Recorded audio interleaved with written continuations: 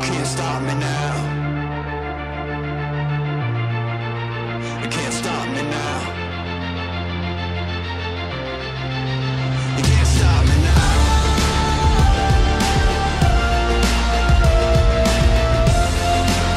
You can't stop me now. You can't stop me now.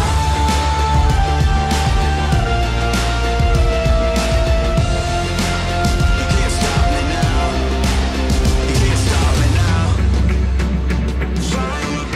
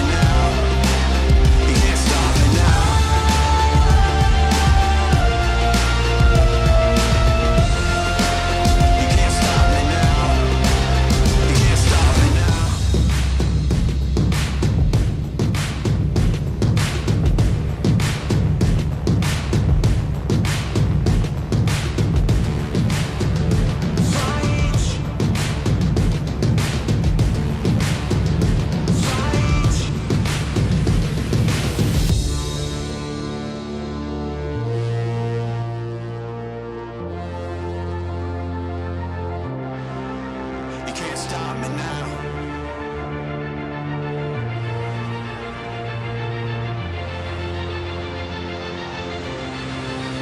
Can't stop me now.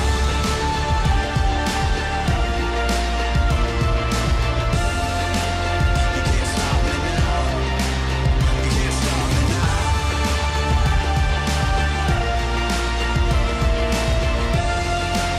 You can't stop me now. You can't stop me now.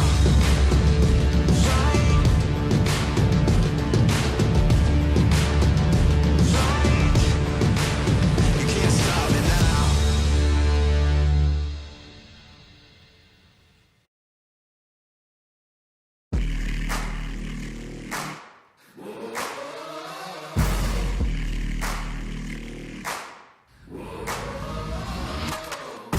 Tell me what I should believe in, 'cause I know looks can be deceiving. Show me what I should be seeking, so we can run riot and be kings. Send me out, all guns are blazing, raising a fire for days in. 'Cause we can take everything you got and spit it right back, 'cause we'll raise up and take it. Take aim and fire up, smoke's rising higher. You know your time's up, we won't back down for nothing. Take aim and fire up, smoke's rising higher. You know your time's up, we won't back down for nothing. 'Cause we're invincible. No, we won't be shut out, won't take this lying down. Hey, it won't save you now, 'cause we're invincible. No, we won't be shut out, won't take this lying down. Hey, it won't save you now, 'cause we're invincible. Show me a battle horizon, I'll show you an army worth fighting. 'Cause we don't take nothing lying down low, no, we bet teeth and skin ready for biting. So point me in every direction, in the prize I can see my reflection. 'Cause we can take everything you got and spit it right back, 'cause we're ready for action. Take aim and fire up, smoke's rising higher. You know your time's up, we won't back down for nothing. Take aim and fire up, smoke's rising higher. You know your time's up, we won't back down for nothing. 'Cause we're invincible. No, we won't be shut out, won't take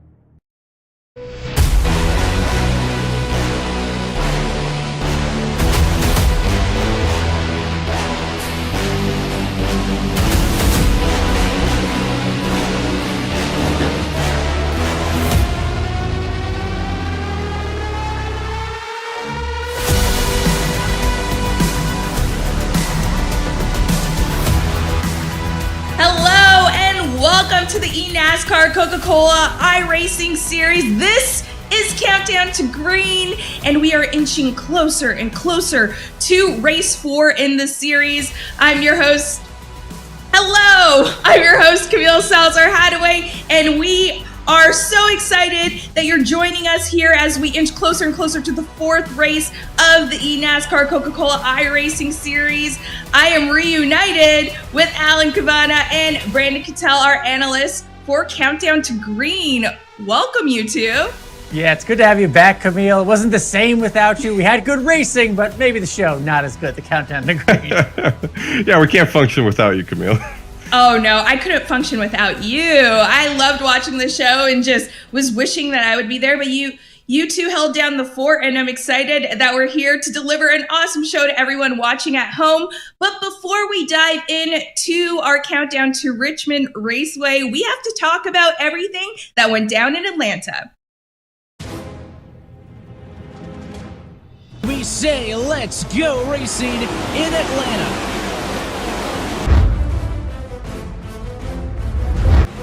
Derek Bordeaux, another space station machine around. The 6 is halfway spun. They keep it going straight. Mitchell DeYoung gets tagged.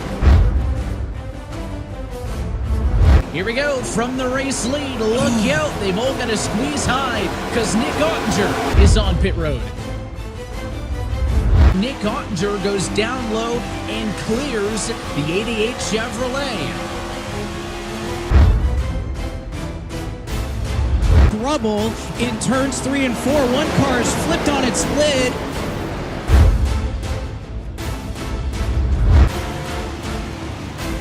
Slide job shuts the door on Nick Ottinger and Wilson again. Huge bubble there, though, for Nick Ottinger. It's going to cost him time. And Bolin punches his way through on the inside. Busa spun on the front straightaway. A fake out. Bolin comes back. Zelensky comes back onto the racetrack. And we will go to eNASCAR overtime. The 20 machine spins around. It's Donovan Strauss. Green flag in the air. 2 laps to go in Atlanta. They touch behind. The 48 car spins. And Steven Wilson wins in Atlanta.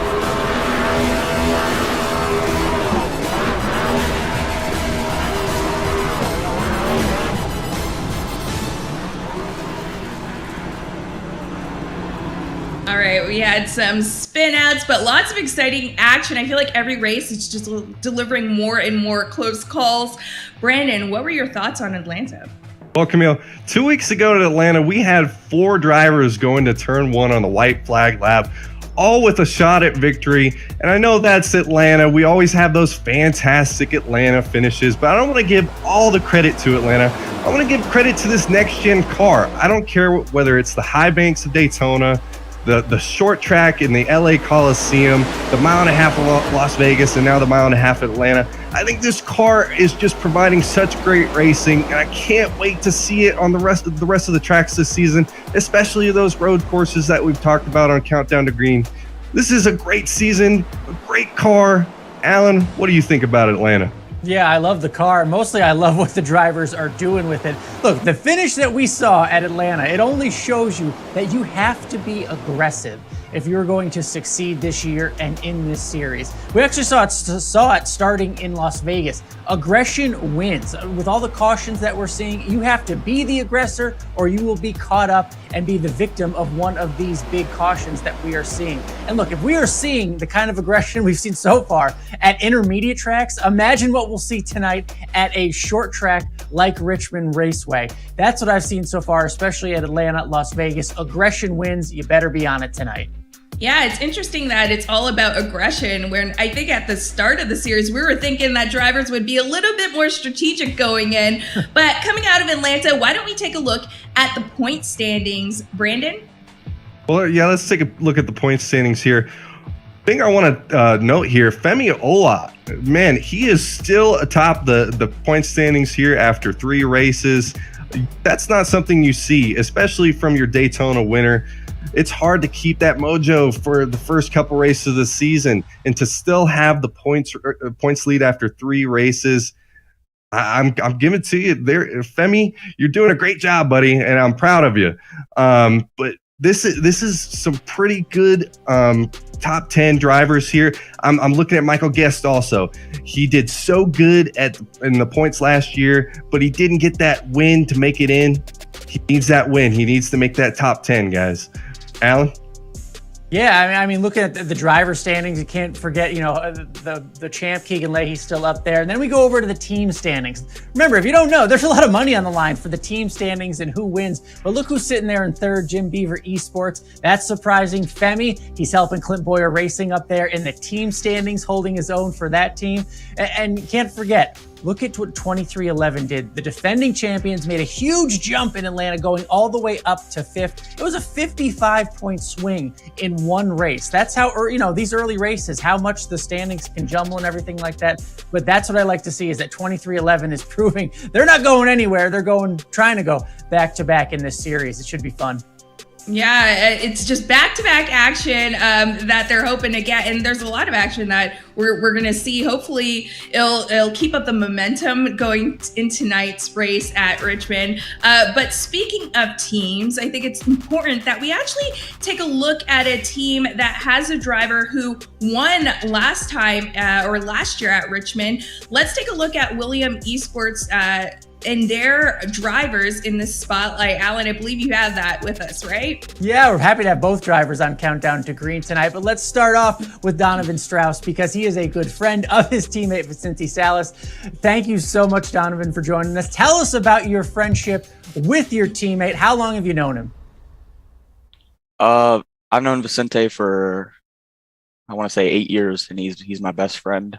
We're not on the same technical team, but he's my best friend, and we care a lot about each other, obviously, and I felt like we came in and I wanted to be teammates with him.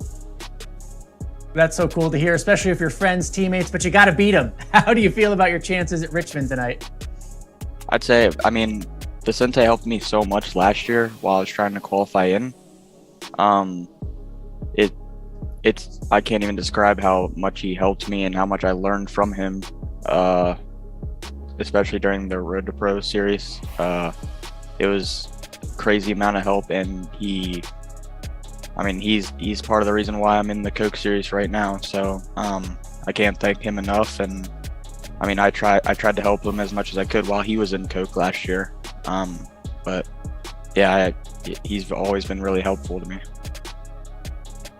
That's great to hear, and we'll see what you can do in Richmond tonight, because we'll talk to your teammate, Vicente Salas, because not only is he racing tonight, Vicente, thank you for joining us. So you had a pretty busy weekend. What were you up to when you weren't on the iRacing? I raced at Hickory Motor Speedway, and I know iRacing recently put it in, and that definitely allowed me to get in some laps before I raced there, and I think it went really well.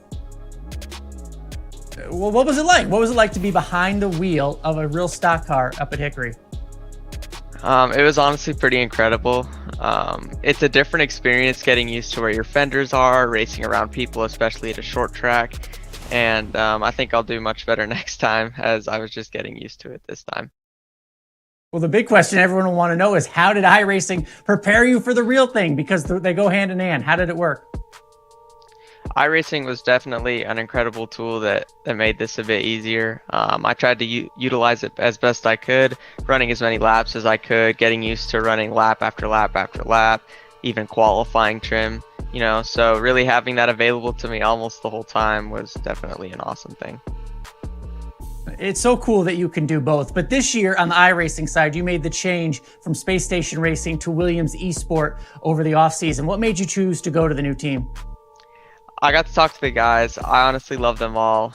They do an incredible job with their organization, marketing us, allowing us to market ourselves the way that we like to be marketed. And still much love to everybody over at Space Station Gaming. They're also some of my best friends, and I'm really excited to go out there on the track today and do some battle. We just heard from Donovan Strauss. What is it like to race and be a teammate now with one of your good friends in the series this year? It's honestly something that I never thought I'd get to experience, but being able to run races side by side with him and just experience this all with him is pretty awesome. You know, with his first year being in the series and then this being my second year, I feel like I can kind of help him with some things, and then with him being in the series for the first year, he can kind of see things a different way and help me too. So I think it's been a really, really good relationship, and we're definitely helping each other out. I asked him something similar. Look, you want to be friends with your teammate, but you also got to beat him. What is it going to take to beat him and everybody else tonight? Because you're trying to go back-to-back at Richmond. I think we're just going to have to hit our marks and position ourselves correctly for the end of the race. This car is definitely really sensitive to aero and traffic. So if our car is good enough to, you know, kind of maintain and move forward, we're just going to have to position ourselves and be there at the end. Yeah, thanks both of you guys for joining us on the show. Camille, it's cool to hear from the drivers always, but to hear that they're not only teammates, but really good friends that have to turn into competitors, I love that aspect of any kind of racing because we get to watch it from afar. Yeah, they have so much love for each other. Would you agree, Brandon? It's just nice to see that like friendly competition, but I wonder how serious it actually is. It's nice until they get it, until they wreck each other on the racetrack. For sure. But it seems like, you know, we're going to have to really keep an eye out tonight for Vicente Salas to see if maybe he could go back to back and win Richmond again this year. But for now, I'm wondering at home, have you ever actually thought what it's like in the cockpit and what's the chatter like with the drivers and their team? Well, you know, here at Countdown to Green, we like to give you the behind the scenes, and that's what we're going to do right now.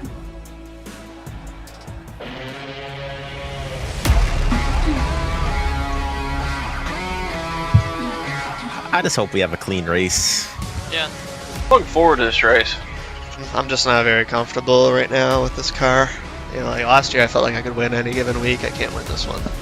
Dude, I used to be nervous before these shits. Yeah, but then you won, and then you're in the playoffs. Jimmy just lays back. You do whatever you want.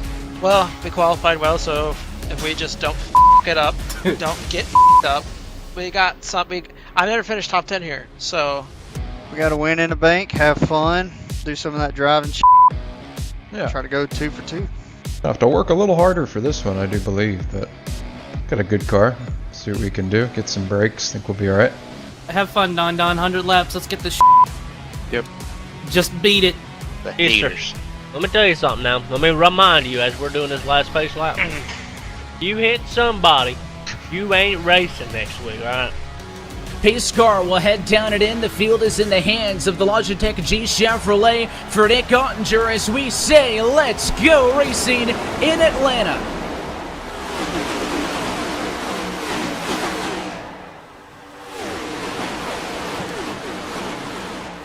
Roland, get up front here. Any chance you get to get out of the way, you're more than welcome.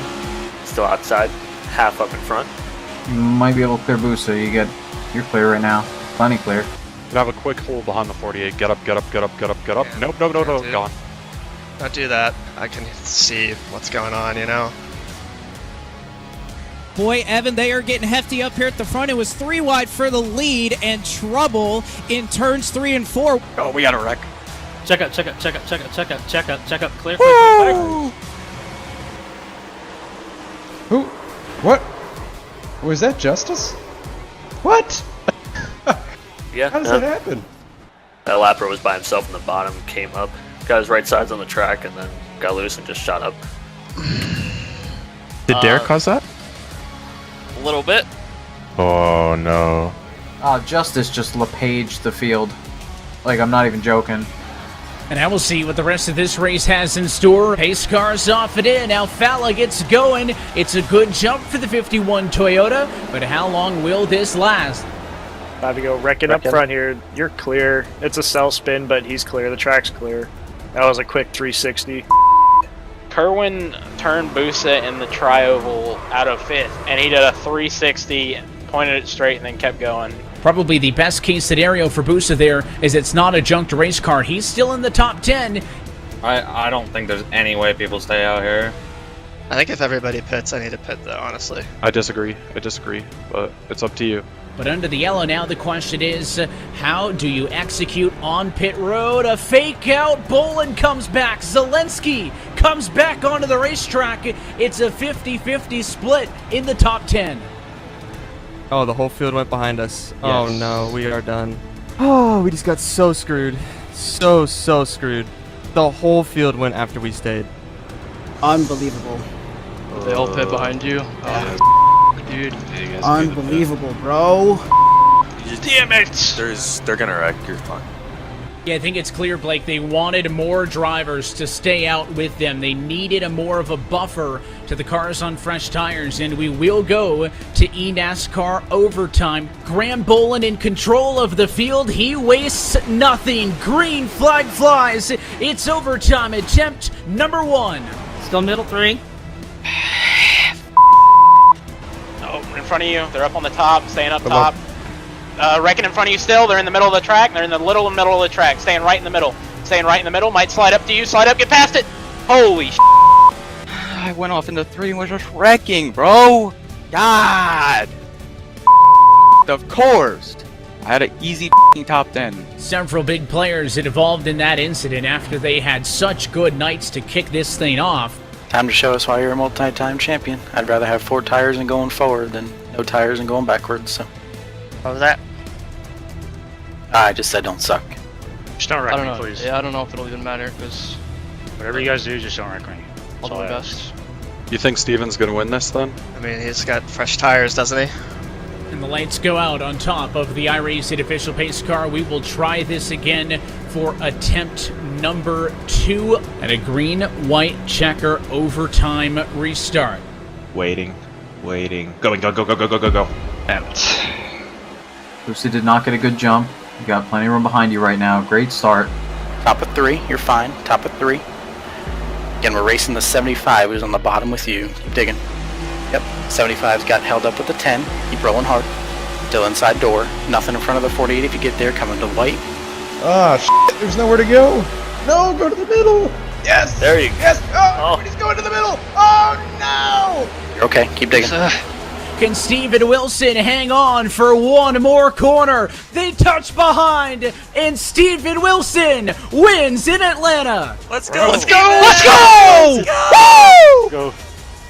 Good shit, boys. Good work on the set, Dustin, Houston. Wouldn't be here without you, boys. You guys think I made the right call there? Yes, that was. I think. It was f***ing scary though.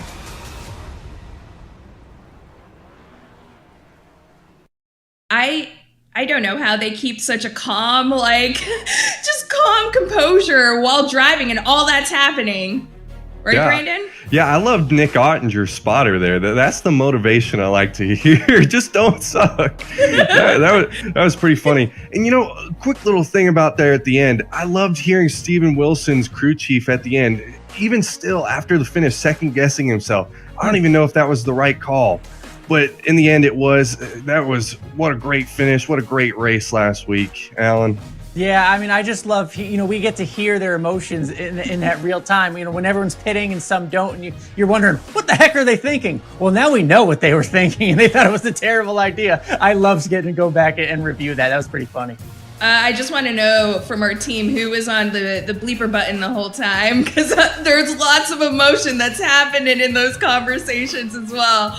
But that was awesome to take a look at that. I think we should deep dive a little bit with some of the drivers because we are at Richmond, so it's only right that we take a look at some of the drivers behind the home team. Right, Alan? Yeah, and that's what's cool about this is we get to talk to the drivers before they go racing. So first up, let's go and talk over to Zach Novak. He's joining us now. And again, you mentioned, Camille, the importance of Richmond. And Zach, the importance of Richmond for the team. How much work have you done and how important is it for you guys tonight to perform?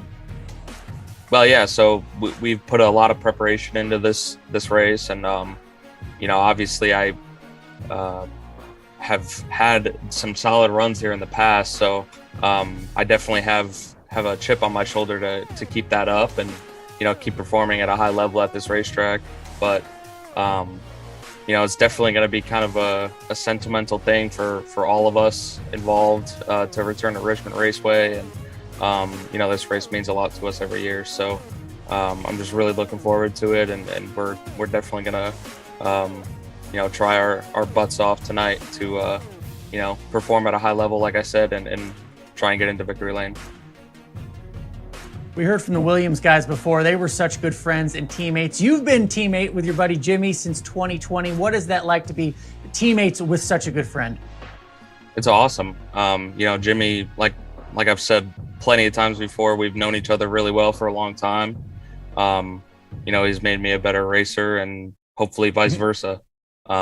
He's especially really good at tracks like this, like Richmond Raceway and other short tracks like New Hampshire, etc. So I take, a lot of lessons from him, and he takes a lot of pride in his skills at these tracks. So, just having someone to kind of lean on is really, really helpful. And hopefully, that'll tie into tonight, and, we'll be able to take advantage of that and bring home some good results. Appreciate the time, Zach. And you talked about Jimmy so much, we'll bring him in now, the other half of Rise Esports. Jimmy, what made you return? Jimmy Mullis, what made you return to Rise Esports this season? It's just my home, man. I've been with them since they started. When it started as the Chaos crew back in 2018, and they kind of kickstarted all this team stuff. And I've just built a really good relationship with the management team and everyone that surrounds us as far as partners and things like that. So like I said, it's just become my home. It's where I want to be.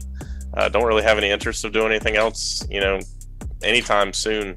Just really proud to have stayed in one spot this whole time, and just proud of the success that we've had. And there's a lot of unfinished business that we have as well to take care of. So I want to look ahead a little bit, because on social media, there's a saying that comes around in the summer called Jimmy July.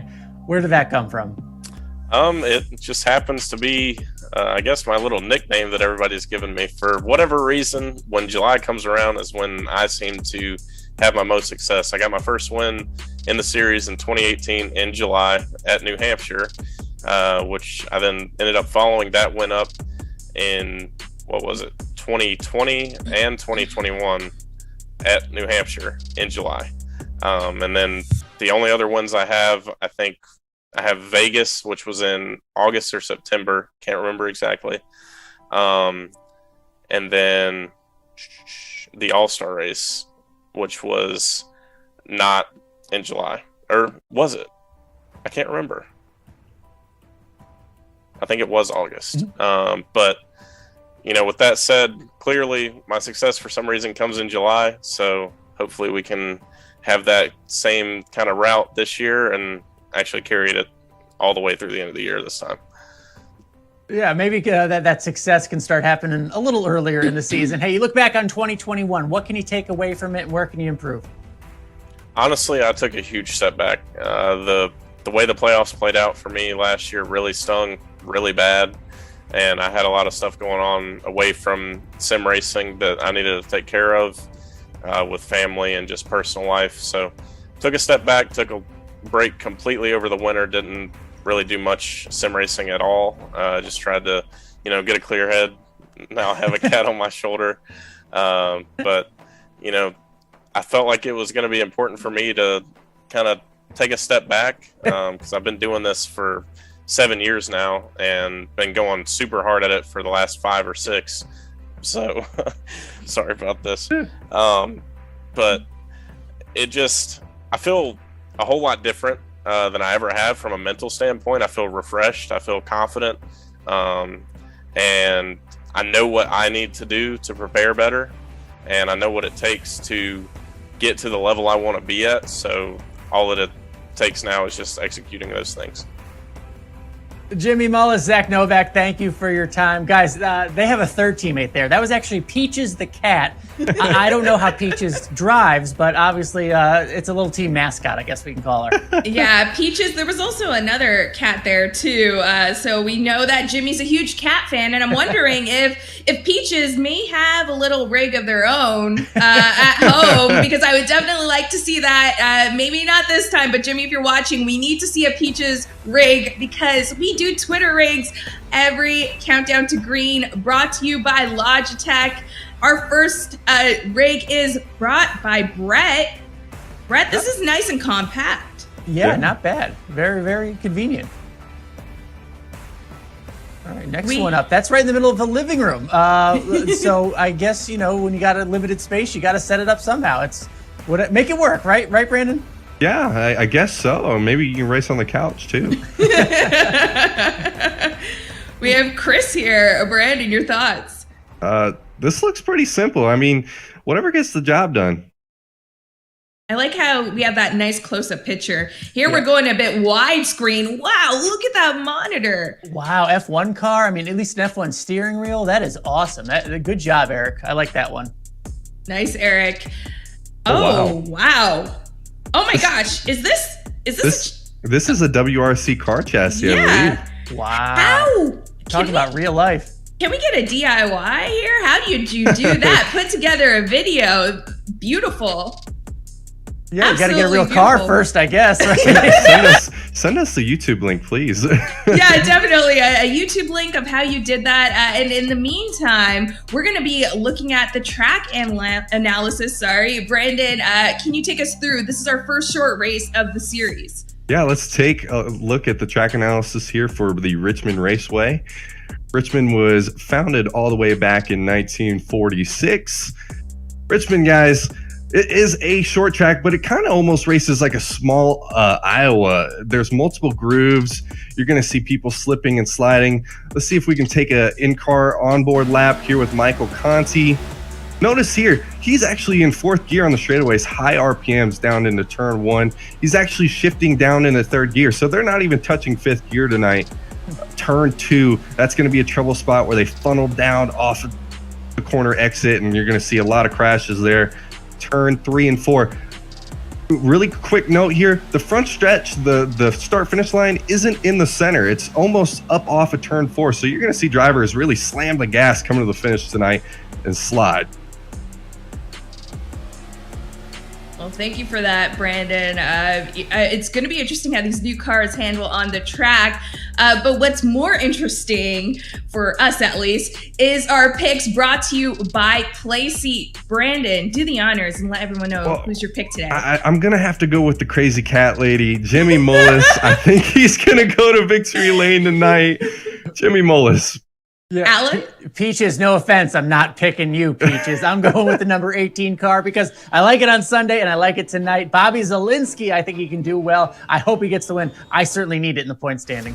Yeah, I'm definitely feeling a bit bad for Peaches right now. I wish I saw that earlier because then I might have went with, Peaches as a random choice, but I'm going with Nick Ottinger. I'm really hoping that Nick could bring it home because I feel like I'm kind of leading the way amongst this three right now. He does have the great spotter that tells him not to do bad, so. That's Don't do bad. Don't do bad. But, we have a huge race. This is a big race because it's the first short race, like you mentioned, this short track. What are you most looking forward to? Brandon? Well, I'm just really looking forward to a short track like Richmond. I know we saw the LA Coliseum, and that's a whole different animal itself. But Richmond, they say Virginia is for lovers. I think that is not the case tonight. I think we're going to see a lot of hot heads. Yeah, really, the aggression that I mentioned. Again, if we saw it at Atlanta, we saw it at Las Vegas, we're going to see it on a short track. And this new next-gen car, different brakes. Brandon mentioned they're not using the fifth gear, but it's available if they need it for the first time. It'll all be something new. Well, thank you, Brandon and Alan and the whole Countdown to Green crew for putting the show together. We hope you enjoyed at home. We'll be watching, seeing if there's going to be a lot of wreckage. We'll have to see. But first, let's go in with the pre-race show with Blake and Evan. This is virtual racing with real-life stakes. My expectation of making this championship before. Ray Alfala, it's for sure a threat to the competition. My number one goal is to get back in victory lane. I'm gonna just go out there and control what I can control.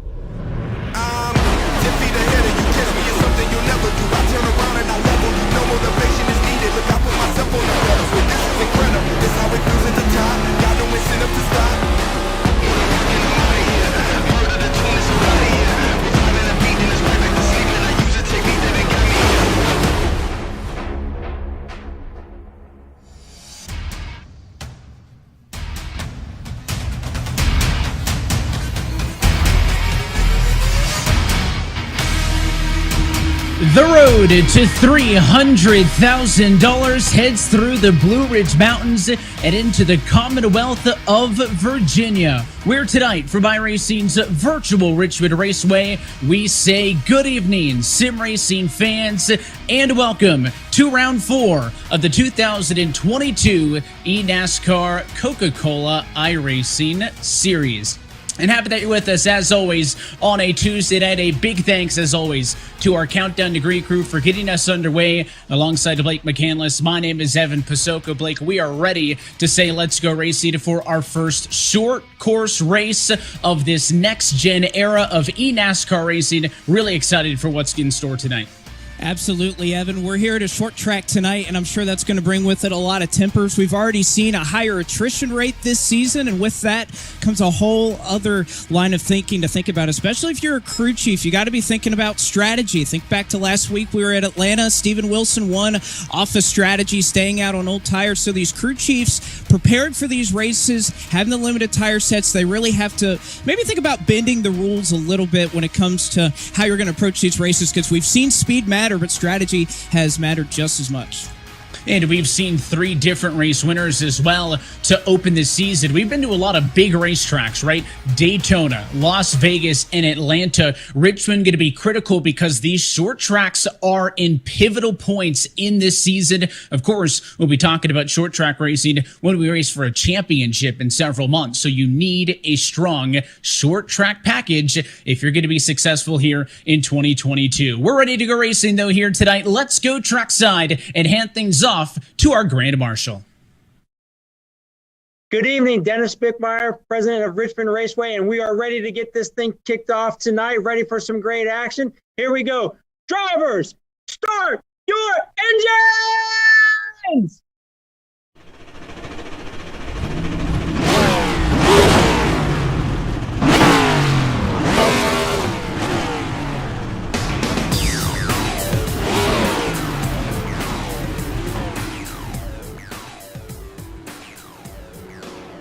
And with that, we go trackside and take a look at our Coca-Cola starting grid. Team Dillon Esports' Taylor Hurst is on pole in his 99th career eNASCAR start. He gets pole number 1. He'll be alongside eRacers Colin Bowden in second position. Row number 2, we'll see another Team Dillon car into Corey Vincent start from 3rd alongside William Byron Esports' entry, the 97 of Logan Clampett. Back on row 3, you'll find 2311 Racing's Mitchell DeYoung alongside Junior Motorsports' Michael Conti in P5 and P6. Continuing on, Charlotte Phoenix gets Bram Bolin inside of the top 10 as he starts from 7th alongside the hometown hero, Rise Esports, looking to represent tonight Jimmy Mullis in 8th position for this one. And back on row number 5, the second of the 2311 Toyotas, Keegan Leahy starts from 9th position, and the second of the Rise entries, it's Zach Novak, P10.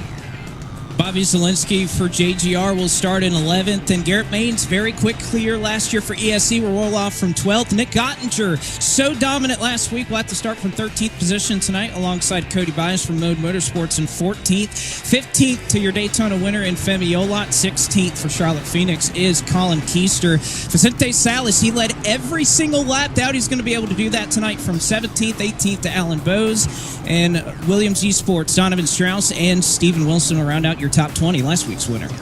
Halfway through the field, Matt Booster is going to bring Kyle Long's Mode Motorsports entry up alongside the Wood Brothers 16 machine of Blade Witt. Casey Kerwin won the Clash at the LA Coliseum earlier this year, but he and his ex-set teammate Ryan Luza on row number 12 with a lot of work to do here this afternoon. Seward Haas Esports has Dylan Duvall, and then the JGR entry of Ray Alfala on row number 13. Continuing on through the second Junior Motorsports Chevrolet, Brian LaPrade back on row 14 alongside with with Derek Bordeaux. And then in 29th position will be Blake Reynolds, Jim Beaver Esports entry, and the Elliott Sadler number 2 of Liam Brotherton rounds out your top 30. Well, depending on who you ask, Evan, you could call this part of the field the Squirrels, as Colin Bowden would have it, as Parker Retzlaff will roll off from 31st, Brian Mercurio in 32nd, Kyle Peddle started back in 33rd, Malik Ray, good to see him out here this week. He wasn't able to make it out with us last week in 34th. Caden Honeycutt, last driver to pull a time in qualifying, just like at Hickory Motor Speedway at the Cars Tour, he'll have to make a track through the field starting in 35th, and then these drivers not putting down a lap time, Garrett Lowe, Dylan Ault, Michael Guest, Nick Shelton, and Derek Justice, and James Pike. We mentioned it before, 99th race, first time is the pole sitter for Taylor Hurst. Indeed, the Winston-Salem, North Carolina for Team Dillon Esports native on pole. Finally, Taylor, what's it mean to you to be a pole sitter in the Coke Series? It's great, man. Just gotta see if I can hang on to it now, man. This SCW Chevy here is really fast tonight. I think I got a long run car tonight. I think the first 10 I'll probably be struggling here, so see if I can keep it out front. And just want to say thanks to you guys for having me here. Haven't talked to you guys in a long time, so. He's going to try and make it a little bit easier to talk to him at the end of the night to try and finish where he starts in P1. He's got the best seat in the house to do so. Taylor Hurst competing in his 7th year in the Coke Series. Donovan Strauss going to have some work to do for the middle of the field here tonight, but you can see a special design on the hood of his Williams Esports Toyota. Recently lost his aunt, Kathy Boyle, so our thoughts are with Donovan and his extended family and friends, and hoping as she rides on board with his Toyota this afternoon that they can get a good run out of it. Blake, it's Short Track Racing. Tell us more about it with a look at a Raceus race analysis. As we take a look here for Richmond Raceway, 130 laps, only 97.5 miles, so a little bit of a brief one this evening. 40 miles an hour as you get down to pit road speed. Going to lose anywhere between 31 to 35 seconds with a 4-tire stop, that is, with those 3 sets of Goodyear Eagles that are available. And that fuel window, not going to be much of a factor tonight. If we go green the entire race, you may start to see drivers really start to back off, but otherwise it's going to be pretty straightforward. You can make it on fuel almost the scheduled distance. As we take a look at the weather conditions, 70 degrees, little bit of a wind, and an 83-degree track temp. Pretty cold, Evan. Should make it pretty grippy for these drivers. Going to be carrying a lot of speed around this short track tonight. If this race goes green, it's only about 45 minutes on the stopwatch, so it's going to come down to the action throughout the field. Pace cars down and in. It's Taylor Hurst field to control as we say, let's go racing in Richmond.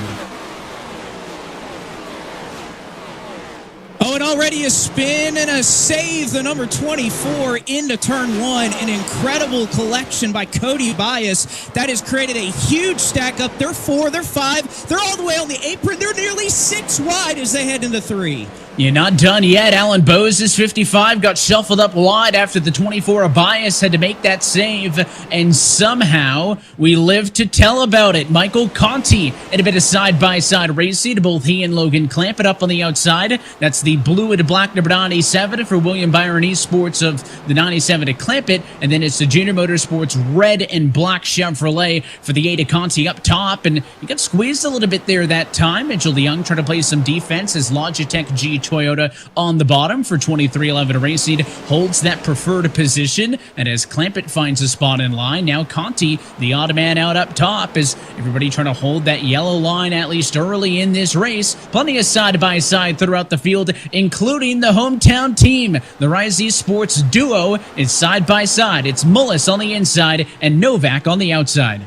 And really interested to see how this side-by-side works as we go on board with Zach Novak. It's a little bit different than last year, right, Evan? Last year, it was kind of all across the racetrack. You wanted to run the middle if you could, especially off of 3 and 4, carry all that momentum. But these next-gen cars, the better braking, the better center speed that these drivers really love about this car, a lot of these cars turn around the bottom so well. So look, as you see Zach Novak finally able to get down in line behind his Rise Esports teammate and Jimmy Mullis. This is where you're going to see a lot of the field running right along that yellow line. Almost kind of throws it back to 1990s Richmond for me, Evan. You think about the sealer that they put down on this racetrack. That's kind of what this race is going to look like if you remember kind of the old days of sealer being on this racetrack.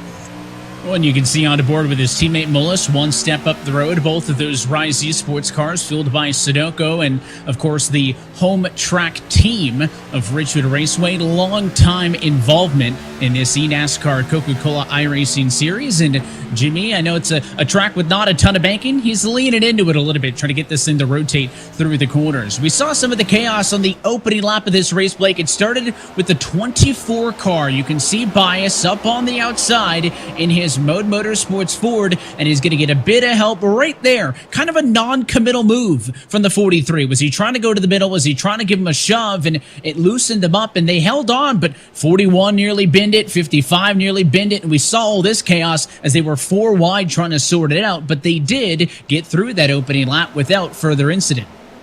No, they were able to get through it, and amazingly so. That's a great save with Cody Bias on cold tires. As we see, cold tires may not be too much of a deterrent for these drivers. 3 wide. This is for the 21st position battle just to get nearly into the top 20. You can see the gap that they're building in front of them, and my goodness, Leahy shoving all the way down on LaPrade and Alfala, who, remember, got together at Daytona, so sure that they're going to run each other pretty close as well. When you heard it, if you were tuning in to Countdown to Green, there is the 88 car. LaPrade gets squeezed wide, and that's the 55 of Alan Bowes taking his Space Station Toyota. The driver at Alima, Ohio, going to go underneath to make a pass on the Bacardi Setup Shop Chevrolet for Junior Motorsports. We'll hold that thought. Caution at lap number 10 in this race. Not amongst your leaders. It is Malik Ray on the back straightaway. His SimSeats Ford Mustang turned around, and it was not unassisted. So the first yellow will come at the end of lap number 10. Well, Evan, the one thing I'm surprised by, and we saw it there in that shot with Leahy, with Briar LaPrade, is how close these drivers are riding. And you can see the white lines on the racetrack. You would think the middle portion between those white lines is the middle, and all the way to the outside retaining wall is the top. But these drivers are running so close this middle lane. You're going to see it right here on your screen. Malik Ray, and right behind him is Brian Mercurio, going to dive it down to the bottom of the racetrack. And Malik Ray, virtually, I mean, that is very little wiggle room for that 36 down there on the apron. So he barely slips up, and Malik Ray, not a lot of damage on that number 7 SimSeats Ford. But these drivers, especially in that middle lane, they are not giving a lot of room to the bottom. You see the end result right there. It's just everybody really wanting to be aggressive for that track position early in this one. And we heard from him earlier on in the night as our Grand Marshal. I want to bring back in the track president of Richmond Raceway, Dennis Bickmeyer. Dennis, thanks for the time. You know, we've had a couple of track presidents here on the shows over the course of the year as Grand Marshals, but you're one of the only ones involved as a team owner. So as the president of Richmond Raceway, what goes into that? Well, I mean, it's an honor to be the track president here at Richmond Raceway. I get to lead a phenomenal team of pros that put on some great racing events, and including the one coming up this weekend, the Toyota Owners 400 weekend. So we're focused on executing a really good weekend for our fans, for our industry, for our partners, just really making sure that people are going to come out here and have a good time this weekend. And of course, I mentioned it's a bit unique that you're a racetrack involved as a team here in the series. What's that dynamic like? It's been fun to be involved in iRacing. We've used it as an opportunity to attract a younger audience, you know, to have this platform with our drivers and use social media to engage a completely new audience. And some of that translates over to our race weekend, where we've been able to, you know, to bring Zach and Jimmy out, who we've had a long relationship with, and some other drivers that are in the series and some other drivers that have moved on, out to our race weekends to engage with fans. So it's just really cool to see that connection between what we do with our live racing events, what's happening on iRacing, and then certainly with these drivers as well, to help them build their brands and you know, get some recognition for the talent that they have. We appreciate the time, Dennis. We'll let you get back to enjoying the race. So good luck to your 2 cars tonight as well. Good luck to the entire team for hosting a successful NASCAR weekend here upcoming. First caution flag of the night going to fall behind us here. Lights out on top of the race car, and your pole sitter Taylor Hurst going to choose the inside line to be in control. Green flag flies. We're back underway. And big thing to note here, Evan, as we get this restart, a number of drivers coming down pit road, they'll be good on fuel. So we had about 10 drivers, Keister, Leahy, Dylan Duvall, a long list of drivers, especially at the back of the pack, who came down and topped off. So if we go green the rest of the way, watch for that to be a factor if we get only about 10 drivers that can make it to the end of this thing. Yeah, your top 27 on old tires. Everybody else from 28th on the back on fresh ones. And you can see in the midfield there, side by side throughout, not a lot of separation off of the restart. LaPrad's in the mix there. Ryan Lewis number 4. We saw those drivers in some of the battles in that very first run. The Williams cars are next to each other in line. Donovan Strauss is 20. The 19 of Vicente Salas just up the road as well. And talking about moves at the bottom, trying to get low there was Casey Kerwin's 95. But the 4 underneath him is ex-set teammate of Ryan Luza, would not open the door. He now lets it go, and 3 wide behind. Again, LaPrade finds himself in the center. And LaPrade really struggling with that McConey setup shop Chevrolet. Really loose. You've seen a couple of wiggles out of there, and it's not going to get any easier having all that air dumped on the side of your car, being forced 3 wide, not really able to get a handle on things. You can see Dylan Alt there able to take advantage of it, but LaPrade has just been the center of a couple of sandwiches already early on.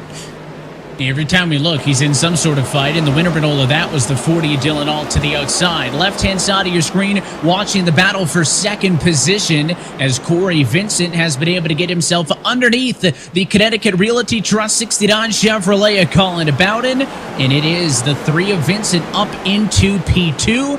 And now Michael Conti trying to follow suit. He's going to put his WR1 Sim Chassis Chevrolet down on the inside.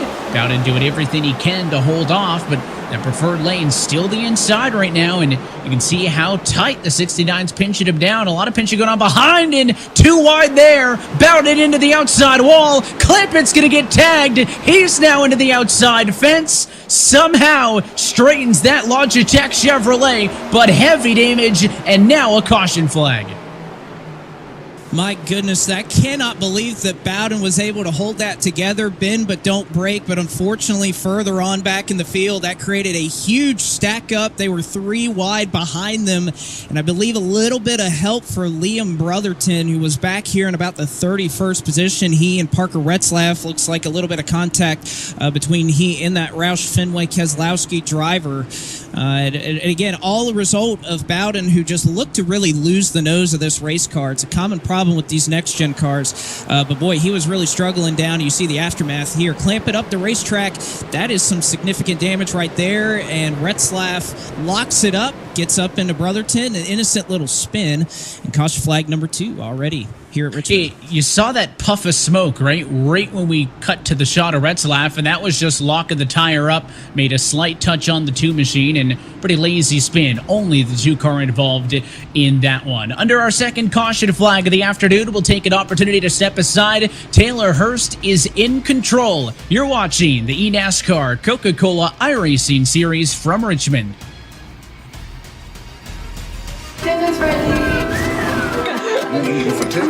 We've learned to savor the moments that were always there.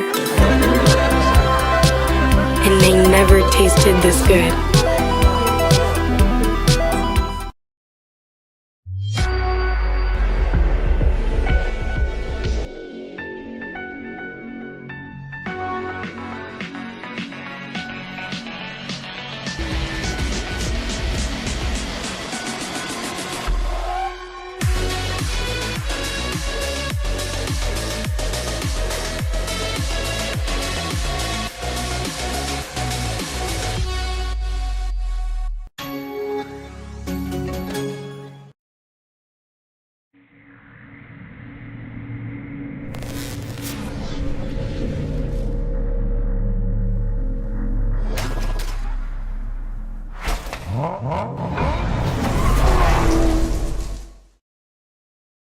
There's a reputation on the track, being built this very minute.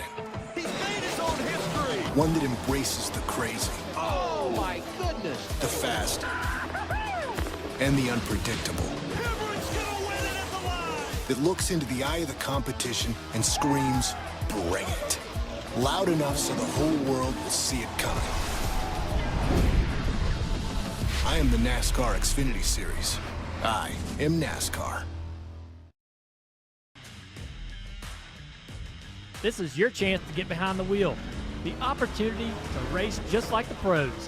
From the grassroots levels, where we all got our start, to the most popular race cars on the planet. From the fairgrounds of Nashville to the high banks of Daytona, to tracks that will never be forgotten. Realistic driving, intense competition, all from the comfort of your own home. This is the ultimate motorsports simulation. This is iRacing.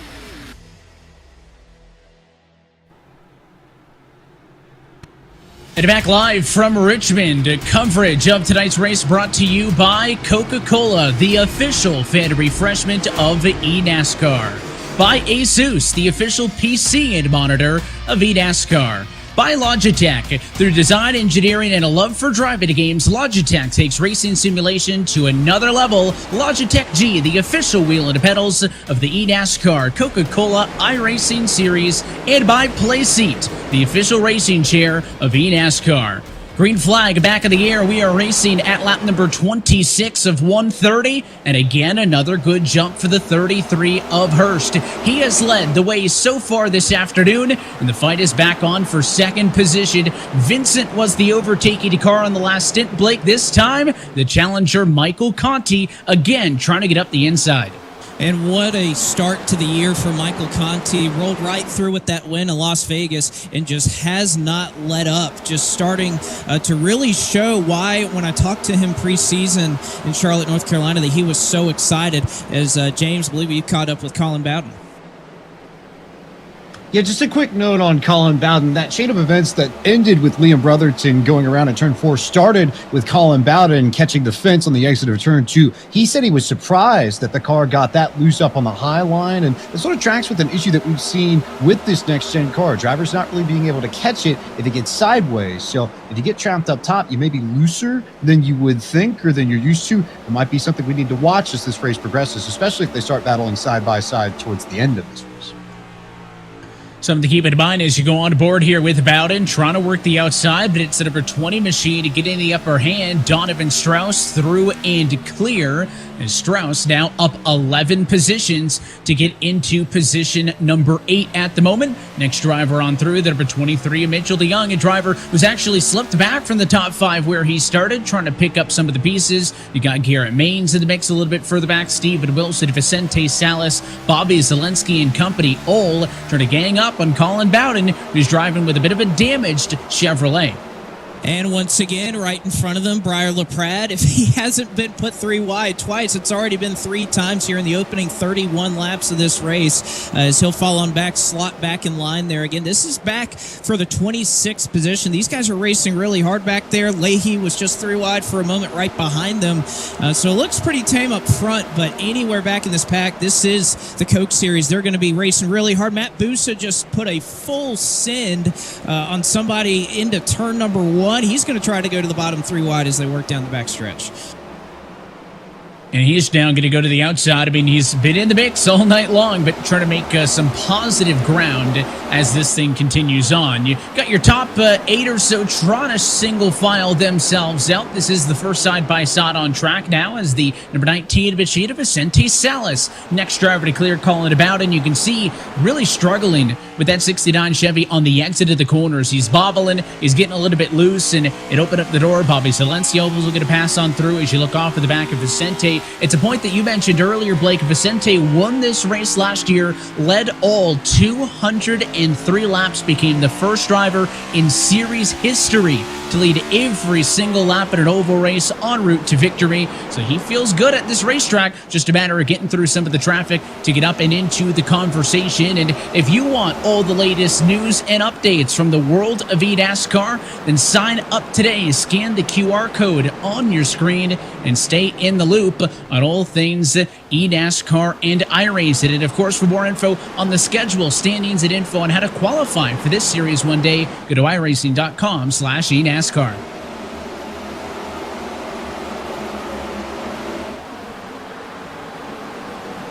And of course, also, if you want to sign up, you can sign up today at iRacing.com. Of course, to get into the Coke Series, Evan, you got to drive it first. So hop on here today. I know I've been driving already this next-gen car at Richmond. And, again, you could sign up for a chance at 40% off. So make sure you get on that today at iRacing.com. Go ahead and start your career. And even showing Vicente Salas, Evan, talking about a career. Vicente ran his first ever late model race. We talked about it in Countdown to Green. He's been kart racing for a long time. Started his first ever stock car race this weekend at Hickory Motor Speedway in a pro late model. Finished P4. I think that's one of the examples of so many in this series. Guys like Parker Retzlaff, Caden Honeycutt, Donovan Strauss, who double team it right. They go into the real world and succeed, as well as here in the iRacing world. It is certainly something to watch, and something that I think a lot of people tuning in don't necessarily know all the time is a lot of these drivers do have a good bit of real-world experience. Let's run on board with our Coca-Cola onboard camera. This is Corey Vincent.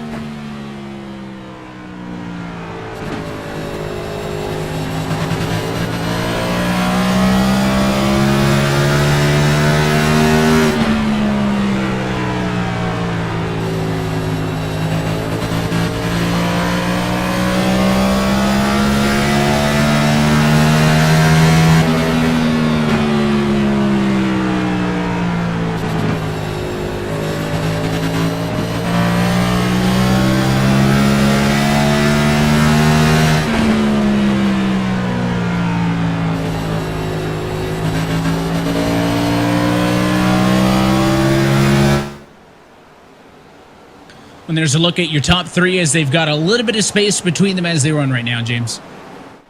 They do. Got an ear to the radios of the top two drivers. Taylor Hirsch says he doesn't like the way his car is handling in 1 and 2, but his crew says it doesn't look like your car is handling poorly, so we'll see which one of those is true. Meanwhile, Corey Vincent made the point to his team that it seems like clean air is really, really important. That echoes something that I heard Colin Bowden say towards the beginning of this race when he was running in second, so that clean air seems to be a very, very big theme. Seems like the person in second would love to be the person in P1, not just for the track position, but because the cars are so much easier to drive and you don't have that wind resistance. When talking about Colin Bowden, Blake, one of the two drivers representing the E-Racer team alongside of a Derek Bordeaux, earlier today on Twitter, Landon Castle was tweeting and saying that if one of those E-Racer cars could find a victory lane tonight, he's going to ask Chris Rice about trying to put them in his 10 car for a race. And I don't know how serious it is, but Colin Bowden had a real good starting spot in this race. I know the damage is hindering him, but you talk about real-world experience and talk about incentives. My team owner's talking that way. I'm going to give it everything I've got. Well, what do they say? Asking you shall receive, right? So can't hurt to ask. I would love to see a video response if that were to ever happen at some point this season. I know Chris Rice doing an amazing job at Colleague Racing, got the win in the Xfinity Series with AJ Allmendinger this weekend, and I hope Landon Castle isn't too far behind. But this is one of the other E-Racer entries. Derek Bordeaux started a little bit further back in the field alongside with Dylan Alt. This is the battle again for P21. And Bordeaux trying to get it down on the bottom. I'm surprised, Evan, at how well that middle lane has really come in during this race. I know running with a lot of these guys yesterday, it really seemed like the bottom was going to be dominant, even despite the dirty air that James was talking a little bit about earlier. But as this race has gone on, the track's rubbered up, that middle's really starting to come in. It is, and right now looking at a fight for 13th position. The 10 car is Steven Wilson underneath the ChevyLiners.com. Third with a Garrett Maines, and how about some 3 wide? Michael Guest sees it opening down there. He will put his big green egg forward down there for Jim Beaver Esports. We saw in Countdown to Green that team doing very well in the team championship to kick off this 2022 season, and it is a twofer for Michael Guest right there as he completes that pass. I know Alan referenced there's a lot of money on the line, more than $330,000 total in this series this season, $40,000 alone towards the team championship as a yellow. And it is Ray Alfala who looked like to be in this one, and again he had a little bit of help there on the entry to the corner. And as we've talked about time and time again, Evan, these guys going 3 wide, not expecting it, and I think that was the case here. We've seen 3 wide so much tonight. up front, in the back, and I think this was just a case of a late move here from Parker Retzlaff that Alfala, maybe the spotter, wasn't able to communicate it, and Luza giving Retzlaff that room, but I just don't think Alfala had the heads up there of that car on the bottom. Yeah, it's a deceptive look, but I think you're right. That move by Retzlaff to the bottom means that four is not going to go as low into the corner as he otherwise would. I don't think Alfala knew about it. Just turned right down across the nose of the 4 car, and Alfala spins in 3 and 4. So we talked about some of the drivers who came down earlier, Blake, to get some fuel and tires. They are all in. This is wholesale service throughout the field, including your race leaders and the midfield runners. You can see Taylor Hurst, your pole sitter, in the number 1 pit stall. Right side service complete. Left side of the car is going to get jacked up as well. He's only got to get to the green cone to exit pit road, but I don't think he got it. Did Casey Kerwin go to the race lead on that move? Kerwin, 2 tires only, was one of the drivers who pitted on a previous yellow, and I think he just put himself into the race lead. He certainly did, and Kerwin, somebody that started in 23rd, had worked his way up kind of with Michael Guest, who, could you believe, had made his way up to 13th from the 38th starting spot. But Kerwin electing to take 2 tires as someone who pitted a little bit earlier. I really like this call from Casey Kerwin because we talked about how important that clean air is up front. Those 2 tires will pay dividends being up front, and even if it's not a race-winning call necessarily, I think this is a big gain for that X-Set gaming machine. I believe before the yellow, Casey was one of, if not the highest running driver amongst those who had pitted on that previous yellow. He is one of only, I believe, 2 drivers to make a 2-tire call under this yellow. He spends 9.6 in the box. That's how he's able to leapfrog Casey Kerwin, whose 4-tire stop took 15.0, but also a 2-tire stop from Keegan Leahy a little bit down further in the field. So we'll see how this wears out. I mean, we haven't talked much about tire wear yet, Blake, tonight as the lights go on top of the pace car, but that last run, the drivers who had yet to pit and were on about 45 lap old tires were about a second off of some of their best laps. So we'll see what Casey can do with fresh rights and about 30 lap old lefts.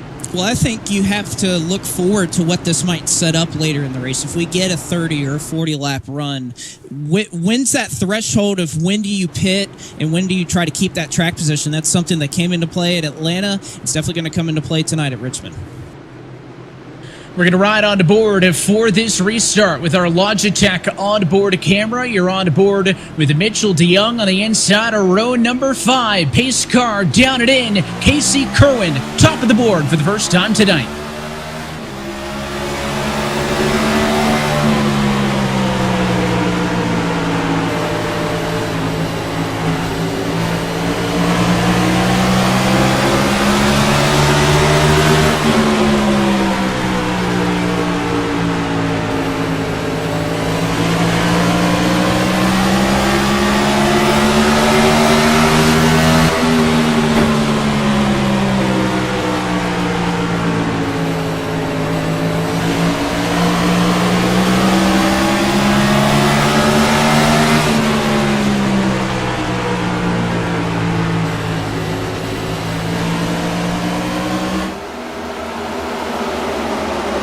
And you can see those Sudoku entries on the inside. The Rise Esports duo has done a great job of going through the field here so far tonight. Mullis +2, Novak +3. They've driven themselves into the top 10 and even further up the running order now. Together through all of this is Mullis, the leader of those 2, trying to get around Graham Boland in a battle for P5 up the road. Michael Conti, Corey Vincent on each other's door. That one's for 3rd.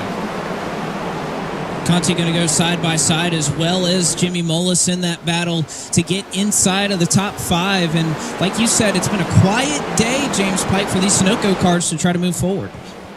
It's been a quiet day so far, but they had some good mid-run speed right before that yellow flag. Jimmy Mullis said that he felt like if that last run went green, that they would have caught both Michael Conti and Graham Boland, and that his car is really good. It's had a ton of grip. They came from about 10th to 5th in about 20 laps right before that yellow, so if they can keep that going on this green flag run, they could be fighting for the race lead. Watch those Rise Esports drivers if this race gets some green flag laps. Thank you, James, and see if they can make that happen as Garrett Means. You see side by side right there, the battle for the 14th position as they are 2 wide throughout pretty much all day, Evan. It has been side by side, 15th on back. That has been the rule, not the exception here at Richmond. Side by side all throughout this field. Yeah, the runs have had a good little bit amount of length to them, right? But we haven't seen this thing really stretch out, especially in the midfield. Therefore, gives drivers lots of opportunities. You see Maines really drive it into the turn number 1 there. Not really an offensive move on Zelensky, just trying to seal off the inside from Parker Retzlaff, who, despite being plus 15 positions in the violet defense, number 6 for RFK Racing, has kind of been in a lot of the messy stuff so far here tonight. You can see his RFK teammate a little bit further on down the road as we're on board with him. It's Caden Honeycutt in 23rd position. He's in the green by 12 spots, trying to get up to that General Tire Ford. But we talk about the NASCAR ties to this series at RFK Racing, a longtime team here in the Coke Series. Of course, now co-owned by Brad Keselowski, and they got some good-looking cars. Honeycutt seemingly able to make some moves here at Race Trim, just trying to get through a bit of this traffic jam here right in the middle of the field. Yeah, I absolutely love those violet defense cars. They look stunning, both here in the sim and in real life. And caution is out as they work into turn 3. Big wreck. Leahy's involved. The 42 dives down. Honeycutt, as you watch it, able to saw at the wheel and probably has some words to be said there on the camera. And Zach Novak came over the radio and was not happy with what happened. So I'm sure we'll get a good look at the replay. But Novak very upset with what happened. I believe it may have been contact with somebody who we were talking about earlier, working his way through the field, of Vicente Salas. Yeah, this was a long, strung-out incident. Salas was around. Then we saw come into frame, I believe it was Leahy backwards, right? We were on board with Caden through all of this. You can see the right front damage on his 17 machine, so he gets a little bit of damage in this exchange as well. But this thing started all the way up inside of the top 10 in a battle between Zach Novak and Vicente Salas. It kind of came out of nowhere. We were talking about both of these drivers at back, Blake, doing a good job of making their way through the field. And when we talk about Salas, he is damaged in the incident, no doubt, and one of the drivers who comes down to the pit lane for service here. Not a big cycle of stops, just a handful of drivers in for repairs. And then we take a second look, and it looks like the 19 is just going to go a little bit too wide. And as that 15's up on the 5's on the fence, sorry, there's the touch. And as he spins down the back straightaway, then there's the turn as the 46 ends up in the fence, and it really just snowballs. It really does, and you hate it there for Leahy, who saw the wreck and really just had nowhere to go. I wouldn't even put blame on Derek Bordeaux, who really got into them. That's one thing about Richmond. These wrecks really funnel into these corners, and it's very hard to see in front of you. I know I kind of had the benefit of just being able to use the sim and kind of look and get a bird's eye view of what Derek Bordeaux witnessed. He saw a little bit of smoke, and there was just no reaction time there even for Derek Bordeaux. So it's very, very difficult to see these wrecks, and especially when you're not expecting them, Evan. We've had, 2 wrecks already on the back straightaway. You'd think it would be entering or exiting the corner with these next-gen cars that we would see these guys get out of shape, but it has been the center of the back straightaway. It has been a tricky one, and most of the incidents tonight have been pretty small. That one, much bigger, James. Indeed it was, as we've got Casey Kerwin for Exit with us. And Casey, 2 tires paying off for you there. What went into the decision that last go-around to take 2 instead of 4? Track position. I mean, to be honest with you, I felt like coming into this, I was going to run about 15th to 20th. So this is my attempt to try and change that. We pitted for 4 there when no one else did, really. And we would have had enough fuel to go to the end, too, and had tires and everybody. I was kind of hoping that would have gone green there. And then I didn't want to kind of I would have just been stuck in 12th or 13th if I took 4 again. So I figured may as well try 2. I knew it would fire off good because you get good rotation, but I don't know how it would last over a run. And now I don't know what it'll do on a heat cycle. But we have track position. Hopefully it can go. I need it to go a good bit here before people come back down pit road because I only got a set of tires left. So hopefully we can get a long run. Even if I go back to 20th, at least we tried. But yeah, it's paying off so far. Hopefully it keeps going this way. Can't blame him for rolling the dice, Blake, and Evan. Certainly worth the punt if you're stuck in the middle like that, like he said.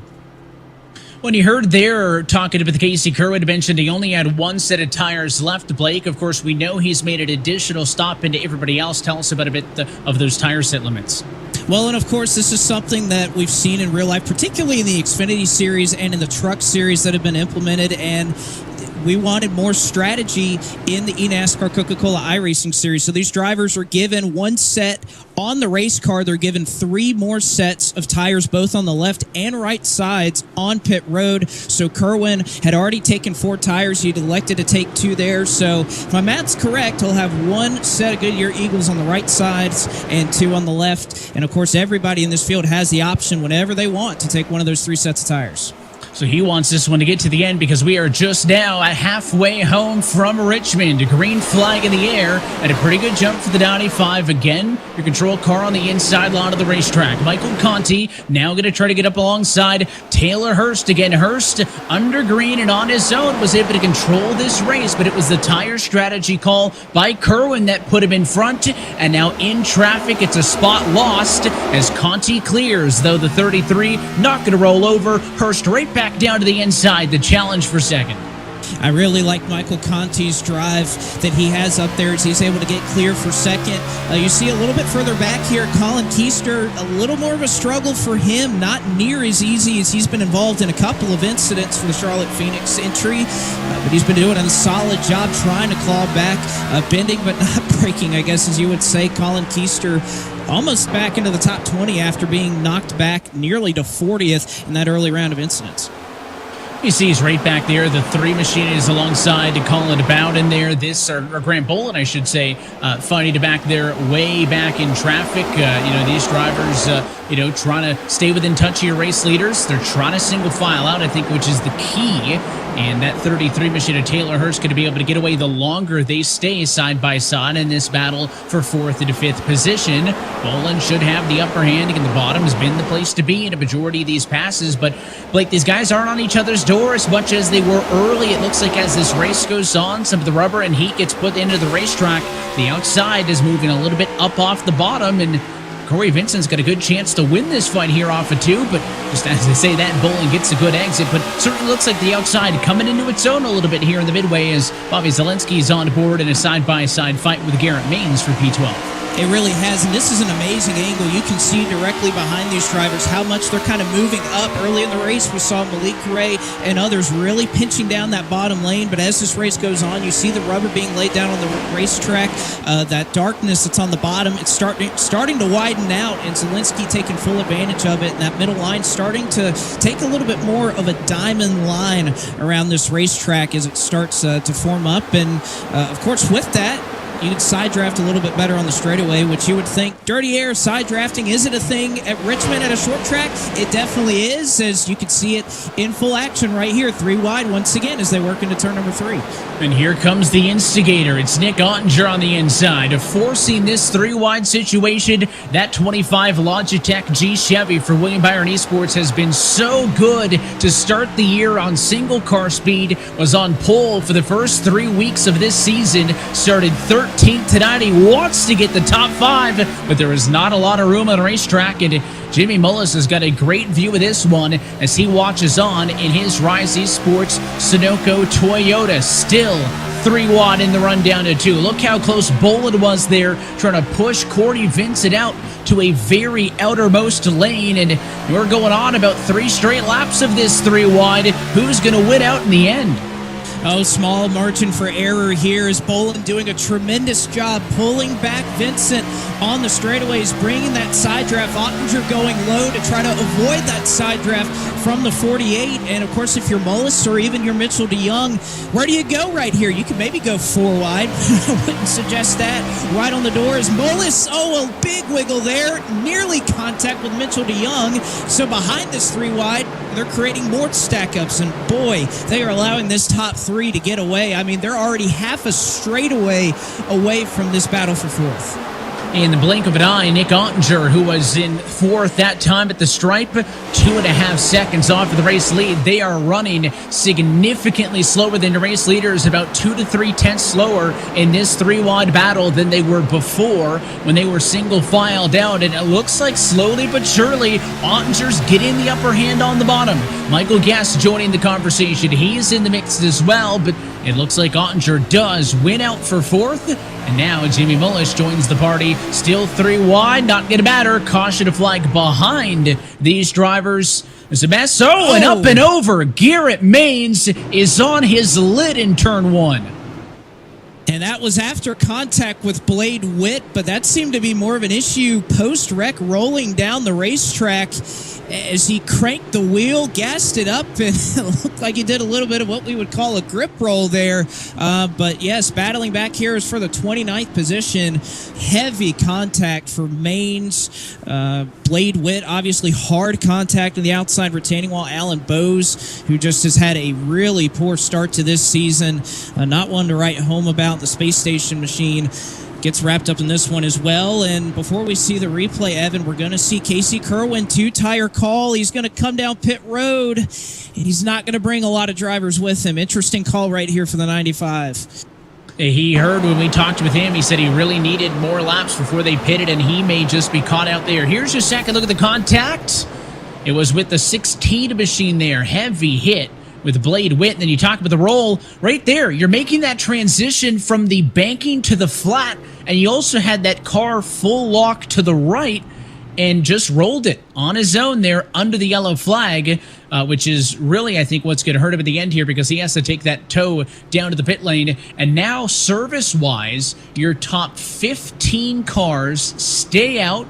Casey Kerwin is the first driver off of pit road, Blake. He does go for 4 tires and fuel, so he is now out of right sides, and in theory only has 2 left side tires left should he come down later. But we've only completed 79 laps. There's still 51 to go, and he's gone through all of his tires, essentially. So he is pretty much committed to running this one out to the end of the race, that I think he was hoping more drivers would have come down with him. Well, and I think he's looking a little bit forward, too, that on the flip side of this, if we get a 10, 15, 20-lap run, he's probably thinking everybody else is going to go down pit road, and he's going to be given really no other option. He's going to have to stay out on those tires, and then will the track position be better to have later in the race? So, interesting call. Didn't quite fall back nearly as far, still in the 16th position, so not a terrible call there for Casey Kerwin, but again, it just all depends on the amount of yellows that we have going forward here. Well, and we saw with the race highlights from Atlanta, the fact that pit strategy and race leaders deciding to come in while others stayed out played a pivotal role in the battle for the race win just 2 weeks ago when we saw Steven Wilson and Stuart Haas Esports take home the checkered flag. This seems to be another very similar situation where it was a split decision amongst cars in the top 10. Split decision, and again, we'll have to see how that all plays out. Will Nick Ottinger or even somebody like Michael Conti, who has had tremendous speed in his car, finally he's got clean air. Is that going to be the key that he needs to try and put away his second victory early on in this season? We're going to get set to go back underway this time through 81 behind us, 49 to go. Donovan Strauss, one of your biggest movers in the field. He's plus 12 and will restart from 7th. Let's ride on board with our play seat on board camera.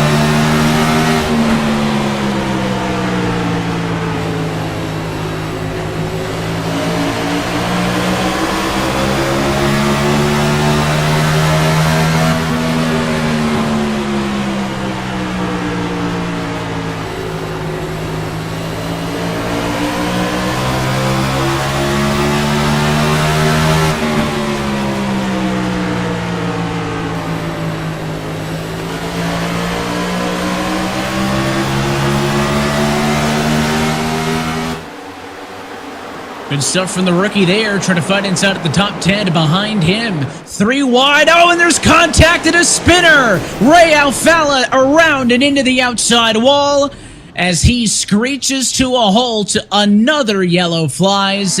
And in the moment we saw Blake before that happened, stuck the middle 3 wide again was Briar LaPrade. He cannot seemingly avoid those types of situations. We'll take a second look in just a moment. In the meantime, we'll step aside from Richmond. We're past halfway, and right now, Michael Conti leads from the virtual Richmond Raceway. We've learned to savor the moments that were always there, and they never take tasted this good.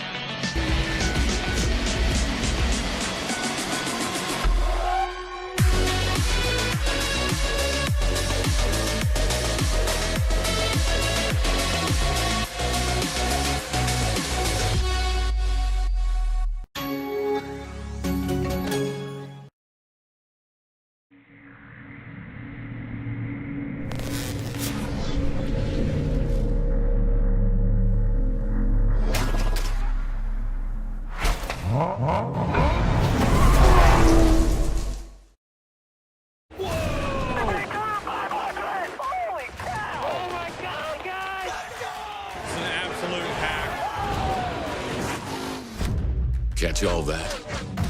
I'm ready to rip somebody's freaking head off. Or that? Well, get ready for this, and a whole lot of this.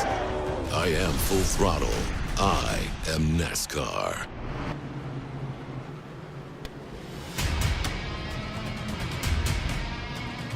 And back live from Richmond, coverage of tonight's race brought to you by Coca-Cola, the official fan refreshment of eNASCAR.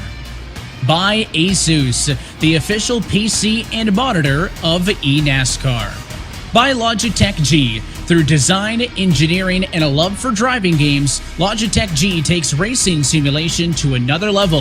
Logitech G, the official wheel and pedals of the eNASCAR Coca-Cola iRacing series. And by Playseat, the official racing chair of eNASCAR. Under the yellow flag here for a three-wide battle gone wrong. We take a second look. Brian LaPrade in the middle, Ray Alfalla on the outside, and just trying to yield a little bit of space there. Really wasn't sure where he was. LaPrade shoves up a little bit, and it was the slightest of touches that sends that VRS Toyota around, and the Joe Gibbs Toyota of Alfalla spun out and is the big loser in that contact. Through all of that, the last couple of restarts as well, Michael Conti getting himself to the race lead once we saw Casey Kerwin bow out. Blake come down to the pit lane for fresh tires. So first time we've seen the 8 Chevrolet in control. Well, and I think this is going to be an opportunity for Michael Conti to really make a statement here. He's had a really fast car. He was able to make the bottom work. He was able to make the middle work. But can he get by in this clean air? Another driver that really didn't fare well in that accident was Blake Reynolds, who, as you saw in the replay, kind of in the corner of your screen, got a little bit of damage into the right front of the outside wall. Think he should be able to roll just a little bit of a bend there in the right front quarter panel of his race car. But Blake Reynolds, kind of another driver who, we were talking under the break, Evan, it doesn't look like there's a lot of cars out here without at least a few scratches, and the few that don't, well, they're pretty much right behind that pace car right there at the front of the field. And with Hurst up on the outside, he's got an opportunity to get back up to the front. He has led the most laps tonight. He's led 48. Kerwin led 29. Michael Conti about to lead his 12th, should say, as the pace car heads off and in. 41 laps still on the scoring pile, and it is a great jump for the inside line. Green flag back in the air, and here comes Nick Ottinger all the way through to second. And no shocker there, these two friends raced together very well. They had a very cordial interview last week. They get a great jump there on the inside. Sure, there was a little bit of communication there. Is Ottinger going to slide into second? Not going to have to deal with traffic alongside, but boy, is it a hornet's nest back here for around the 10th position. Both of those drivers up front have had a real good start to the year, but you can see this battle side by side, probably tighter together than they were rolling off of 4, coming to the restart. You see it go all the way through the field, 3 wide, Bowden, that doesn't work. Salas gets tagged into the outside wall, goes Casey Kerwin, and another caution in another 3 wide battle gone wrong. And once again, Evan, this is 4 straight weeks. 4 straight weeks that we have had contact between teammates bring out a caution. And right here, another late move into turn number 3. Graham Bolin looking to make that dive at the very last second. You're going to see the 2 Williams Esports cars side by side.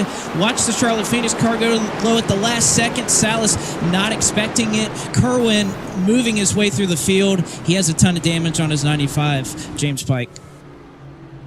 Yeah, lots of damage and lots of angry drivers. There were a lot of folks that weren't happy at Corey Vincent for the way he was racing 3 wide before this most recent yellow. Grant Bolin and Jimmy Mullish amongst them. Meanwhile, can already tell you, Casey Kerwin said, and I quote, "Oh man, we're dead. I've got a meatball." So I think that tells you the story about what happened to him in this wreck. Starting to see the attrition rates tick up just a bit as we get closer to the end.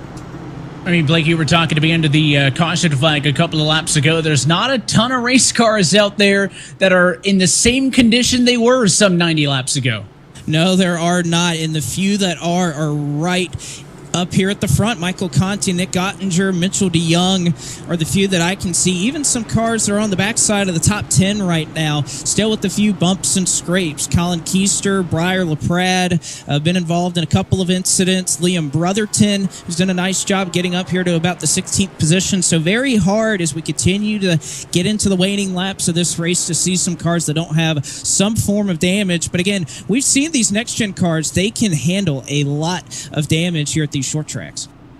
And let's go back down to James Pike. He's on the radio with the race leader. With Michael Conti. And Michael, you managed to race up here, strong car all night. You've had the track position. Any sort of game plan now to try and maintain this and come home with a victory? James, I've managed to lose every Richmond race I've ever competed in this series over the last decade, and I don't have a game plan, and I don't know what I'm going to do. But what I don't want to do is lose another one of these. So really fast WR1 Junior Motorsports Chevrolet. Got a couple fast cars behind us here with Nick and Mitchell. So just need a clean restart. Hopefully we can get some green flag laps, get into a rhythm, and try to seal one off finally. Might be a case where he just reacts on the fly, and sometimes that's better than actually trying to build a plan to victory, guys.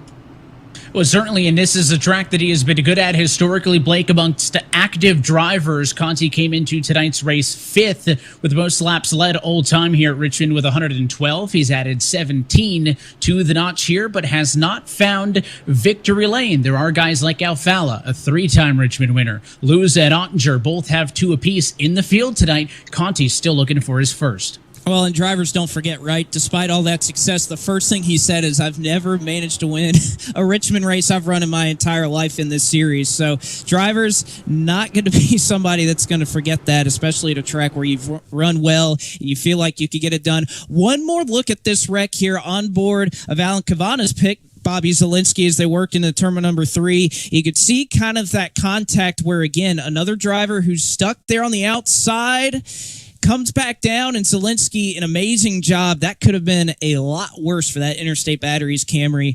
Got a little bit of a scrape, but was able to make through it, I think, about as well as you could given the situation. I think the only thing he lost was a little bit of that electric green paint job off of the right-hand side. But that car's still in a pretty good position, and he's going to restart from the outside of row number 5 in P10. So we get to do the dance again, this time with 34 laps to go. Conti on the inside, Ottinger alongside in second. He's going to wait a lot longer this time through, put the right foot down, green flag back in the air, and it sets up quite a battle for second amongst the Logitech entries. Here comes Bolin again. 3 wide on the inside. The 48 going hard late at Richmond. Bolin has not minced words, and a big wreck off at turn number 2. Briar LaPrade, Ray Alfala once again. You see the 12 machine has gotten in it as well. Derek Justice, the 14 of Nick Shelton. We haven't talked to him about him much today, but again, another funnel effect off of turn number 2 as they were battling up front here, and that's why you're going to see moves like what we saw from Graham Bolin. You have to get these positions on these restarts if this is going to turn into a race of attrition. And it was again a 3-wide situation. However, this time LaPrade wasn't in the middle. The driver in the middle was Ryan Luza, the 16-time winner. And You can see right there, tough angle. He gets into the right rear quarter panel of the 10 car of Steven Wilson Blake. It shoots his 4 up the road. He gets into LaPrade, who obviously gets turned into the outside wall. And then Dylan Alt also got a bit of damage on his Coke Zero Chevy after he was unable to avoid that one. Tough to tell if Luza was trying to tuck in line or just got a little bit lower down than he was anticipating. But LaPrade, who did nothing wrong and gave plenty of room to the drivers underneath him, ends up as the odd man out and likely gets the worst of that contact. And I think that was just a situation there of Luza trying to slot down in line, but I'm sure it's not any easier for Brian LaPrade, who was up there. He was. Briar, you were just up on that top line. What did you feel from behind the wheel? What happened from your perspective in that?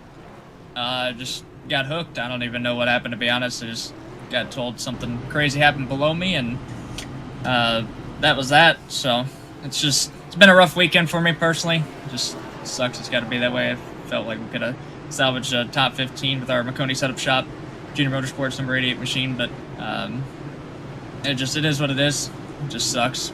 Was hoping to give Jeff McConey a good showing, and it is, like I said, it is what it is, but thankful for everyone watching and all that, and supporting me through all this. So it sucks to talk to you guys like this, but hopefully we'll talk in a better news form or whatever you want to call it soon.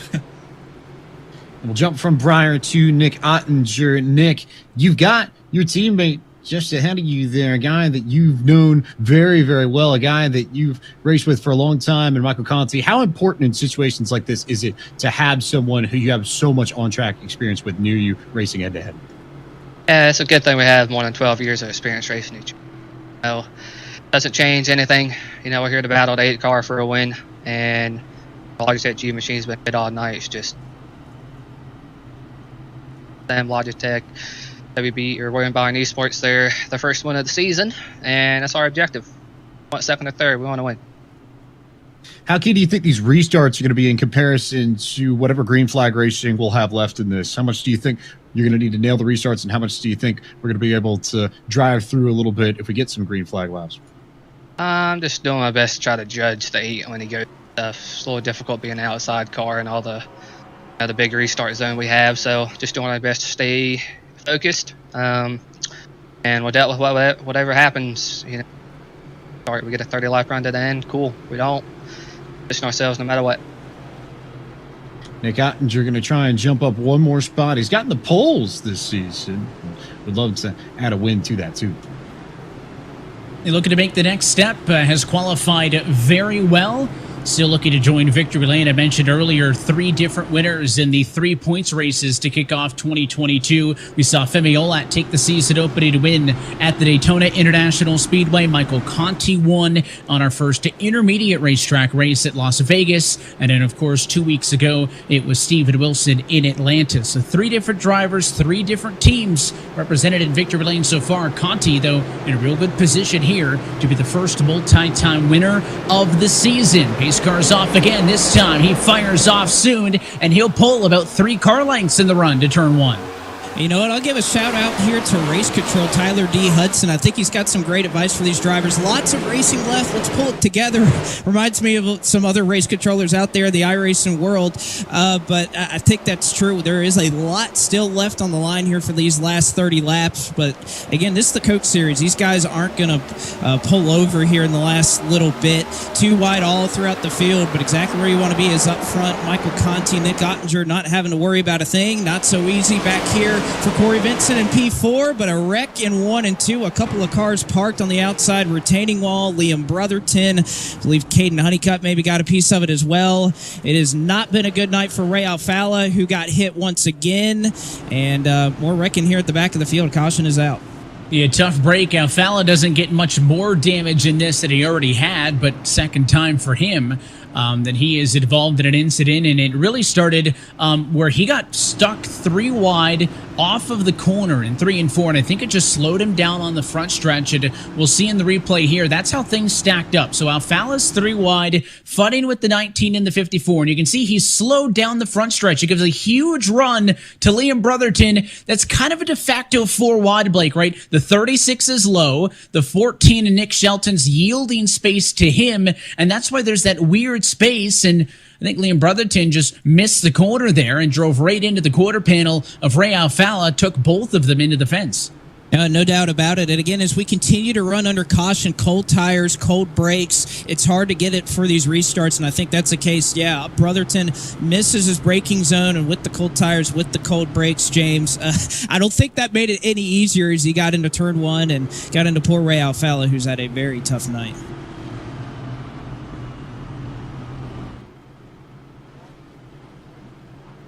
Liam Brotherton here. And Liam, just how difficult has this been on the whole night for you? It's been tricky from our perspective. What's it been like from behind the wheel?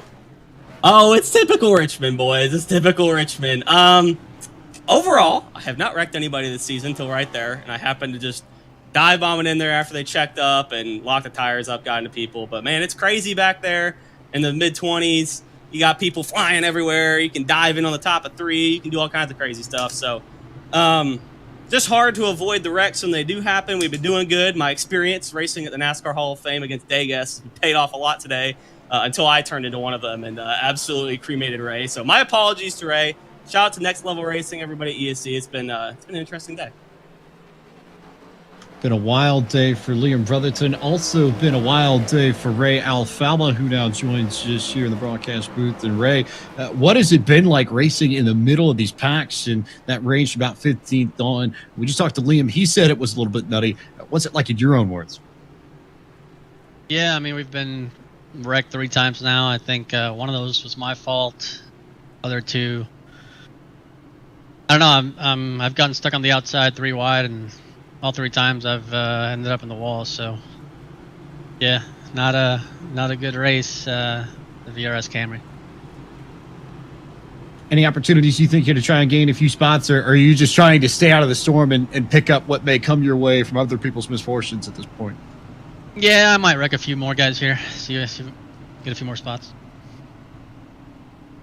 An eventful night for some of the drivers in the middle of this pack. Well, they're trying to get away. I mean, that seems to be the calamity spot in this one, Blake. And late in this race, it's a lot of those short runs. Everybody fighting for position. Seems like nobody really wanted to give some space. No, and again, this is the part of the year, Evan, where we've had a couple of races where same drivers are starting to get into other guys. We're in race number 4, and yet we keep having some of these wrecks. It's been a really attrition-filled season, probably more so now than it ever has been before. And that beef that these drivers have between each other, that carries over from race to race. You remember in the back of your mind when drivers get into you and when those things happen. So the breaks that you start cutting for guys, I think as the season goes on, it really starts to thin out. And, of course, guys who are back in 15th, they're on fresh tires. They think they have a chance to go up there and compete for a win if they can just get a couple spots on a restart. So that's why you see these guys being so aggressive. And I think with this car, we're starting to see that even these drivers, it's tough to handle when you're trying to race like that. Your top 5 drivers that have acted on 60-lap-old tires, Graham Bolin in P6, half of that, only 30. If that Charlotte Phoenix entry can do anything from P6, the green flag's back in the air. And once again, Michael Conti, always so good on these restarts, but it's a good jump for Nick Ottinger as well. He's able to slice down to the inside and take away second, notably cutting off DeYoung, who he's had the battle with the last couple of times through. Corey Vincent now, good run down the back stretch it into 3, but he'll take a shot. Graham Bolin on those freshies, trying to find a way through it as he goes 3 wide again. Here he goes, 3 wide for third. One driver nearly spinning off it into the grass as we bottleneck, but I think we're going to survive for the time being, and Graham Bolin punches his way through to third spot. And I tell you what, nobody has been better under braking the entire last 30 or 40 laps than Graham Bolin, able to clear into third. And I think if you're Ottinger, you're Conti, you got to be sweating now as Graham now going to be in third for our next restart. Another yellow flag, another incident, I think, into turn number 1, maybe even a little bit closer to the start-finish line. You can see all the damage on the 40-watt machine. Dylan Duval involved in this one, and I think it's actually going to tie all the way back to the run off of turn number 4. He was running in 22nd position, his gear wrench Ford Mustang for the Stewart-Haas Esports crew, and let's take a look on the replay. Let's see what happens here. Another stack up off of turn 4. You see Malik Ray kind of getting out of shape right there. Bowden a little bit of contact and just a little bit of an interesting domino effect that somehow gets Dylan Duval of all of that. He was kind of in the middle of it, didn't do anything wrong, but yet got his Ford Mustang out of shape and spinning here. And yet again, another stack up on the yellow count, Evan. Well, we talk about that tire strategy, and, it's certainly playing effect here. It's allowing guys like Bolin, like Guest, like Keister to move their way through the field and get back up and into the conversation late in this race, and seemingly with quite the advantage. But every time we have a yellow, it takes out 4 to 5 laps of green flag racing. It allows Conti to control for that much longer, and it makes it a little bit more tougher for those drivers, James, to be able to work their way through.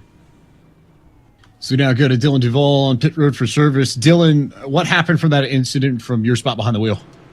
Yeah, I don't know. I think they just checked up, or someone got loose in front of me. Just nothing really I can do there. I did my best to get checked up, and wasn't enough, unfortunately.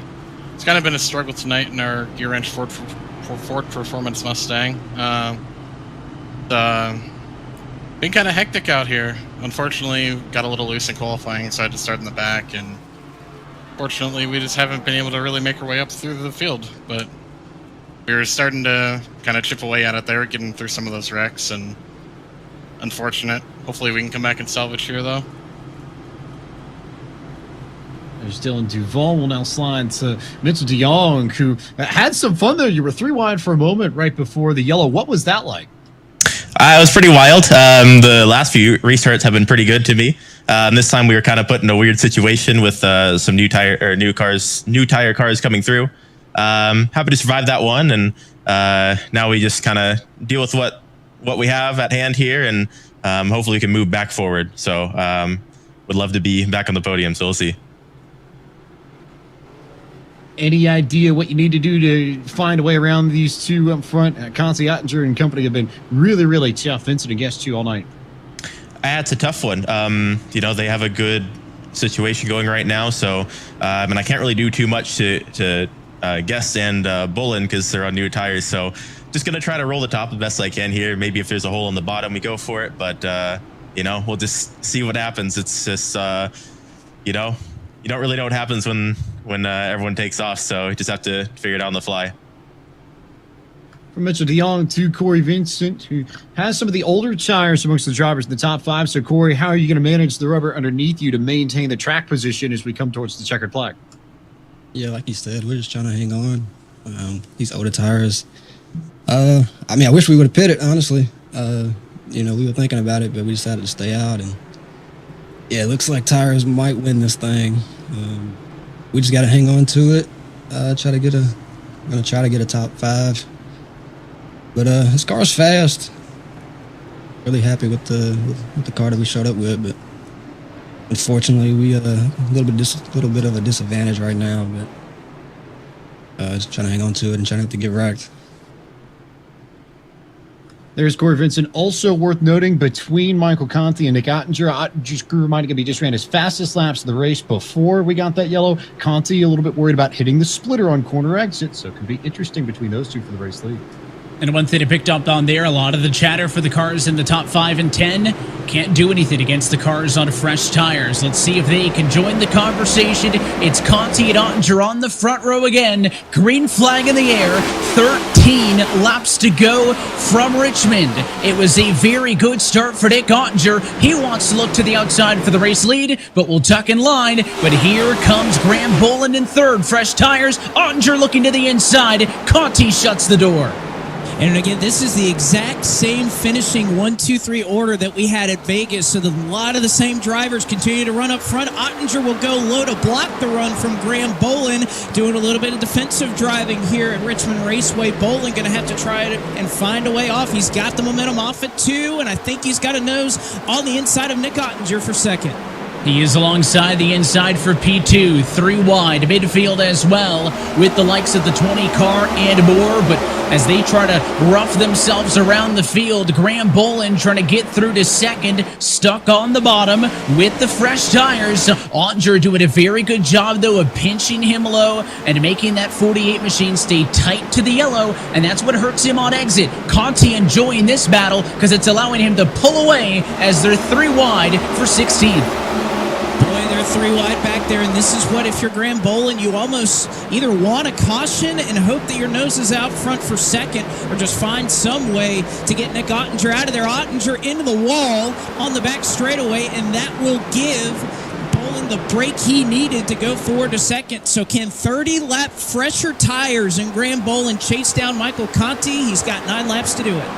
There's certainly better tires, but is he able to make up the half a second that he lost fighting with Nick Ottinger? Bolin in his 3rd year in the series. Oh, there's going to be another yellow, though, crashing in turn number 2, and one of the RFK cars is in the fence. It was Parker Retzlaff this time. Looked like it was a coming together between he and Logan Clampett, and now that gap will be erased, and we'll have a restart inside of the final 5 after Clampett and Retzlaff get together. And boy, what a tough campaign it has been for one of the final 4 drivers from last year in Logan Clampett. Part of that championship 4 drove all the way up, but since then, the drop of the green flag here in 2022, it has been such a tough going for the 97 William Byron Esports driver. So we take another look at it, 3 wide once again. Sal's been wrapped up in a couple of incidents, as well as Parker Retzlaff in another case where that driver on the top side, 3 wide, left a little out. And this started kind of on the front straightaway a little bit, and I think that didn't finish until we got to turn 2 here. You see Retzlaff kind of comes back down, gives Clampett a shot after he gave him a shot on the front straightaway, and that's what ends up bringing it out. It was a lot of extracurriculars there, and let's hear the perspective of Parker Retzlaff. James is with him. Yes, Parker, tell us what happened from your perspective in that incident that covered about half a lap from our record, maybe almost a full. Yeah, I don't know. I mean, it's just a bunch of stuff happening. I was 3 wide, and I'm already free and everything. And as soon as we made contact, I tried to turn off of him, and he was just running left into me until he took me in the fence. So, I don't know. I guess this was our best race going so far, but luck to finish it. Slide from Parker to Logan Clampett, who now joins us. And Logan, what did you feel from behind the wheel there? What's your side of things? I tried to give as much space to Parker as possible there, and he just didn't give me enough room. And I mean, I ran into the wall. Then we both were in the wall, and then he just kind of turned it left to finish it off, and I couldn't do anything. And then we both wrecked. So I don't know. I've been just trying to chill and give people room and stuff like that, and I don't know, he crowded me and Blake the lap before. So yeah, I'm looking at the replay now. He was clear, but man, just I don't know, just aggressive. But that's just how you're gonna get at the end of these races. You know, we were back there from lap 25 because, you know, I guess people have to drive it so hard to spin the rear tires and hit the wall down straightaways.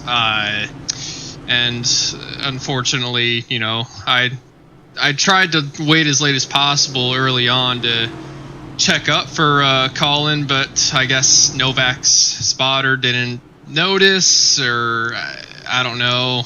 So we were just couldn't do much of anything else there, but it's been a rough start to the season for sure. But definitely still thanks to my sponsors Logitech and SimSeats, and also William Byron Esports for all the support and all the hard work. One more little nugget from Michael Conti. The moment the yellow flag came out, he immediately got on the radio to his crew. He said, we need to make sure Nick gets rolling on this restart. The importance of making sure that they keep Bolin trapped up top. There's a second look at the incident, but Blake, that's something that we saw earlier when Nick Ottinger was in line behind Conti. They seemingly fired off together on the bottom so that the car on the outside of the front row didn't get a good jump, and that's extra imperative here because Bolin up top's got the fresh tires. He certainly is, and even Bolin right now as they run, going to try to pinch all the way down on Conti. Use a little bit of side draft that's even possible to try and pull him back on this restart. He knows Conti's going to get a jump, but if he can go side by side into one, he'll even be a little bit ahead of him. Conti on the gas pedal, though. Not a great restart for Bolin, and he gets what he wants. Ottinger side by side for second. Oh, and the 10 cars into the fence. Steven Wilson going to lose a ton of time here into 1 and 2, but you're right, it was not a good jump for Bolin, and it has allowed Nick Ottinger to get alongside him at 3 wide for 6th position further on down the road as Mullis goes underneath Taylor Hurst, but in the battle for second, Bolin almost clear of Ottinger. He's going to throw it back down to the inside again. The 48 needs to get clear. White flag next time by. 82 lap old tires, not a problem for Conti, who has about 3 car lengths of an advantage. If they stay to the white, though, Bolin has 1 clean lap. He's gotten clear of Ottinger, and they're headed to the white flag. 1 more to go from Richmond. Still needs to make up 3 cars lengths worth of time. Side by side behind the battle between Michael Guest and Corey Vincent is for 4th, but Graham Bolin's going to need the turn of his life in 3 and 4 to get there. Runs out of steam at a 2, drives it in hard, gonna come up short, and Michael Conti finally gets his Richmond win.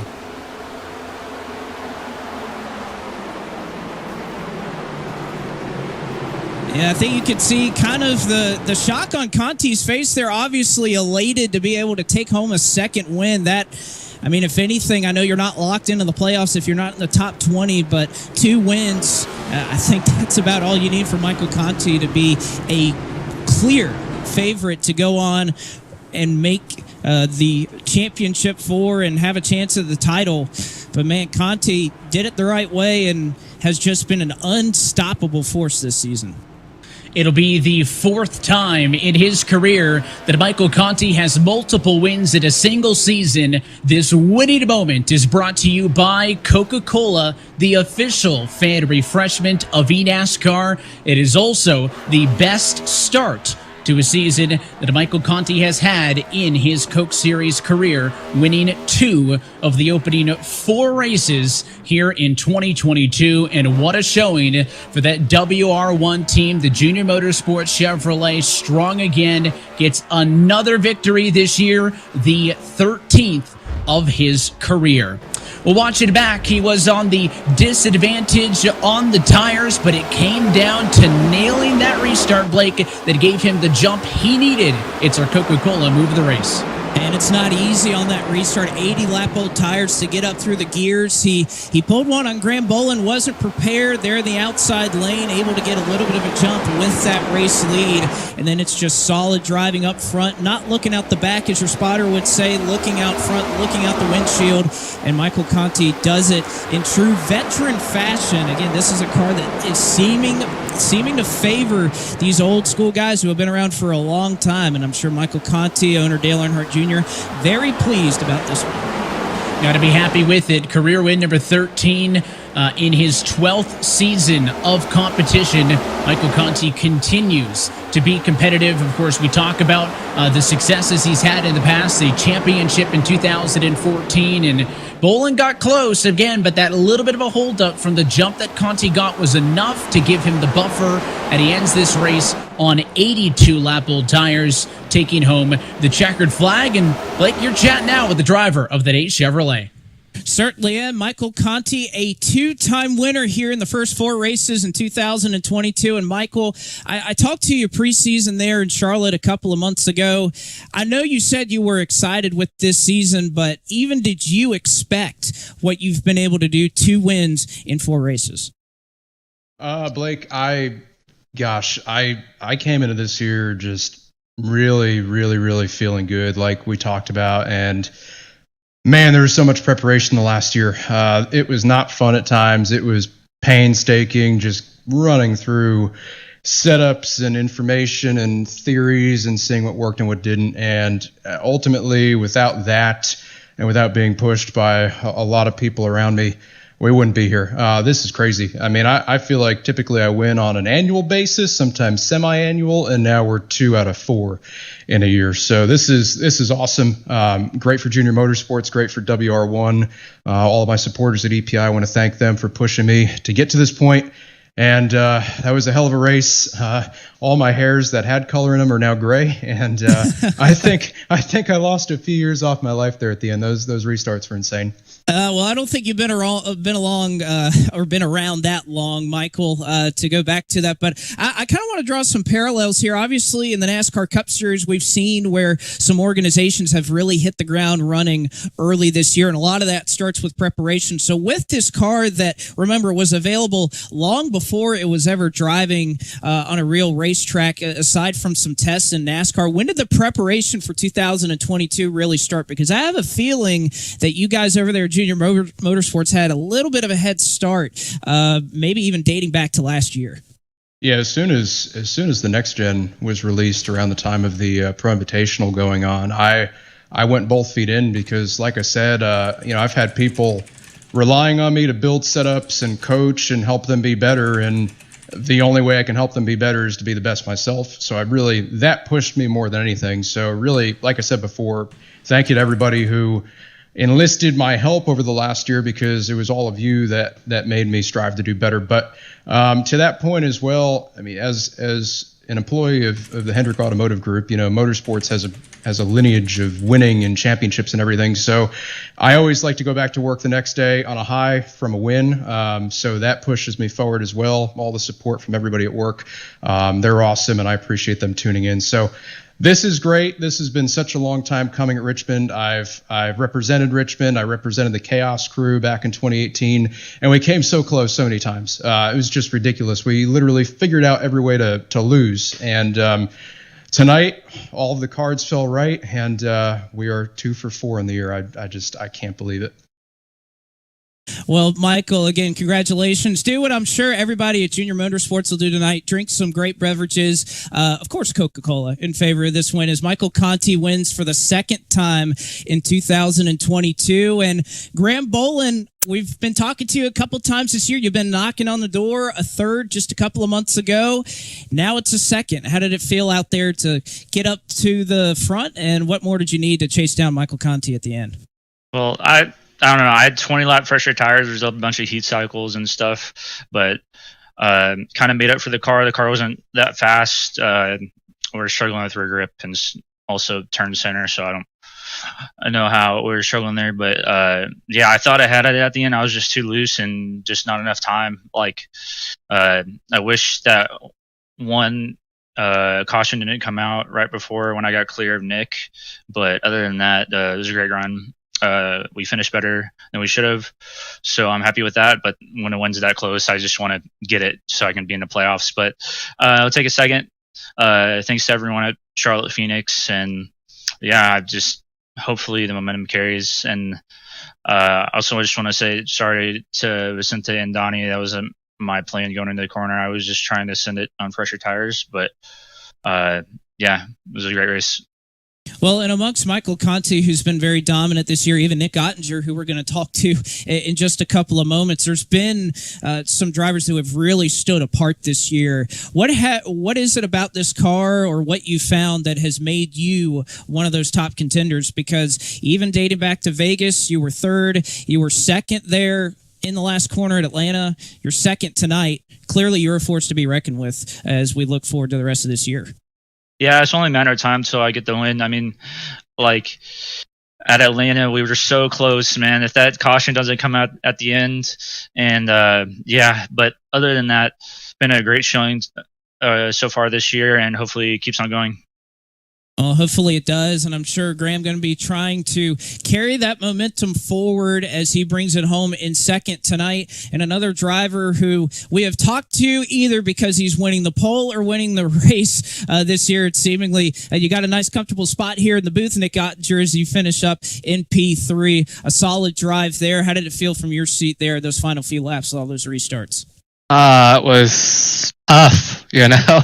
It was tough being outside lead, third in line or third position. But you know, you have an opportunity to win races. You can't complain. You just got to do your best to manage, you know, what you have with your giving tires, adjustments, and we done what we could in our Logitech G machine. We came up and passed a lot of cars to get into the position we were. I can't be mad about that. We're knocking on the door for wins, and whether we didn't get a pole this week, it doesn't matter. We just got to focus on our finishing position and third. We had a fourth last week, had a shot to win Atlanta, and we had a shot to win tonight. So I think at the end of the day, it's it's a testament to our Women by an Esports team and the supporters we have at Logitech G, ESM, and our teammates. We had a team car that was on the same setup that won the race tonight. So just got to do a better job, and we're going to do a better job at Bristol Dirt. Well, you guys have clearly had some great preparation, some great speed, and that was going to be my next question. You throw all that out the door. We're going to Bristol Dirt next. How's it going to be racing on the dirt track? Because I know every driver, some are comfortable with it, some don't like it, some love it. Where do you stand as we look forward to Bristol Dirt next? Much like this new car, it's a new challenge. I like new challenges, so I don't back away from them. At the end of the day, it's a challenge for everyone. Everyone's on a level playing field, and you go back to your homework and prep work, and a good thing we have our close team, to make sure our prep work's good. So, just like our qualifying has been good this year, we'll do whatever we can to make sure we put a good race car under us. And the cars fall how they fall. We try to stay up front, run up there, and we do what we did tonight. We're gonna have success one of these times, and close the deal out with our Logitech G team. So, looking forward to it. Looking forward to maybe not having to be on a back foot just a little bit, but you know what, we're gonna close the deal. One of these times, it's certain to happen if you're up front as much as you are, Nick. A wonderful finish for Nick Ottinger, finishes up in P3 tonight. But a big thanks to all of our top finishers for sticking around and chatting with us. We take a look at our Coca-Cola full race results. Again, Michael Conti gets the win over Graham Bolin and Nick Ottinger. Those are your top three finishers. Corey Vincent ends up with a P4 in this one. Michael Guest climbs up to P5. Blake plus 33 on the night. Guest was your biggest mover this afternoon. Taylor Hurst led a lot of laps from pole. He finishes 6th position ahead of Jimmy Mullis, with Matt Busa, Colin Keister, Garrett Lowe the top 10. And Lowe, another driver, started back in the 36th position, so nice to see him move his way forward through the field. Solid finish for Donovan Strauss, who needed it after, again, a very tough weekend, finally getting a top 15 as we continue to look down the order. A lot of drivers here that you're looking at, Evan. A lot of contact, a lot of damage back here as we are looking at the back half of the field. Yeah, a lot of guys like Bias, Maines, and Clampett started towards the front half of the field. They DNF'd this one, many of them, with those late race incidents and early race incidents for many. And that rounds out a look top to bottom at your field of 40 cars. So we mentioned all season long, it has been a year of firsts, Blake, and another first coming up next for the first time in Coke Series history. We are going dirt racing. It's at Bristol in 2 weeks. Well, and if you think that we're starting to see attrition now at these short tracks, get ready for it at Bristol Dirt. These drivers, some comfortable, some not when it comes to the dirt. So this is going to be a wild finish. We saw it in the Pro Invitational Series last year. Put on a great show. I know these Coke drivers will do the same here when we get to it in just a couple weeks. And we're looking forward until next time out. Until then, though, that is it for us here tonight from Richmond. On behalf of our entire team at NASCAR, iRacing, our entire team behind the scenes, and for your broadcast crew tonight. For James Pike on Pit Road, for Blake McCandless, and to myself, Evan Pasoko, I want to thank you for tuning in and congratulate Michael Conti on his second win of the year. The 2014 Series champ is off to his hottest start yet. We're back, though, in 2 weeks' time, Tuesday, April 12th, from the virtual Bristol Motor Speedway dirt track. That race and every race of the 2022 eNASCAR Coca-Cola iRacing Series can be found right here on eNASCAR.com/live. Until next time, good night from Richmond.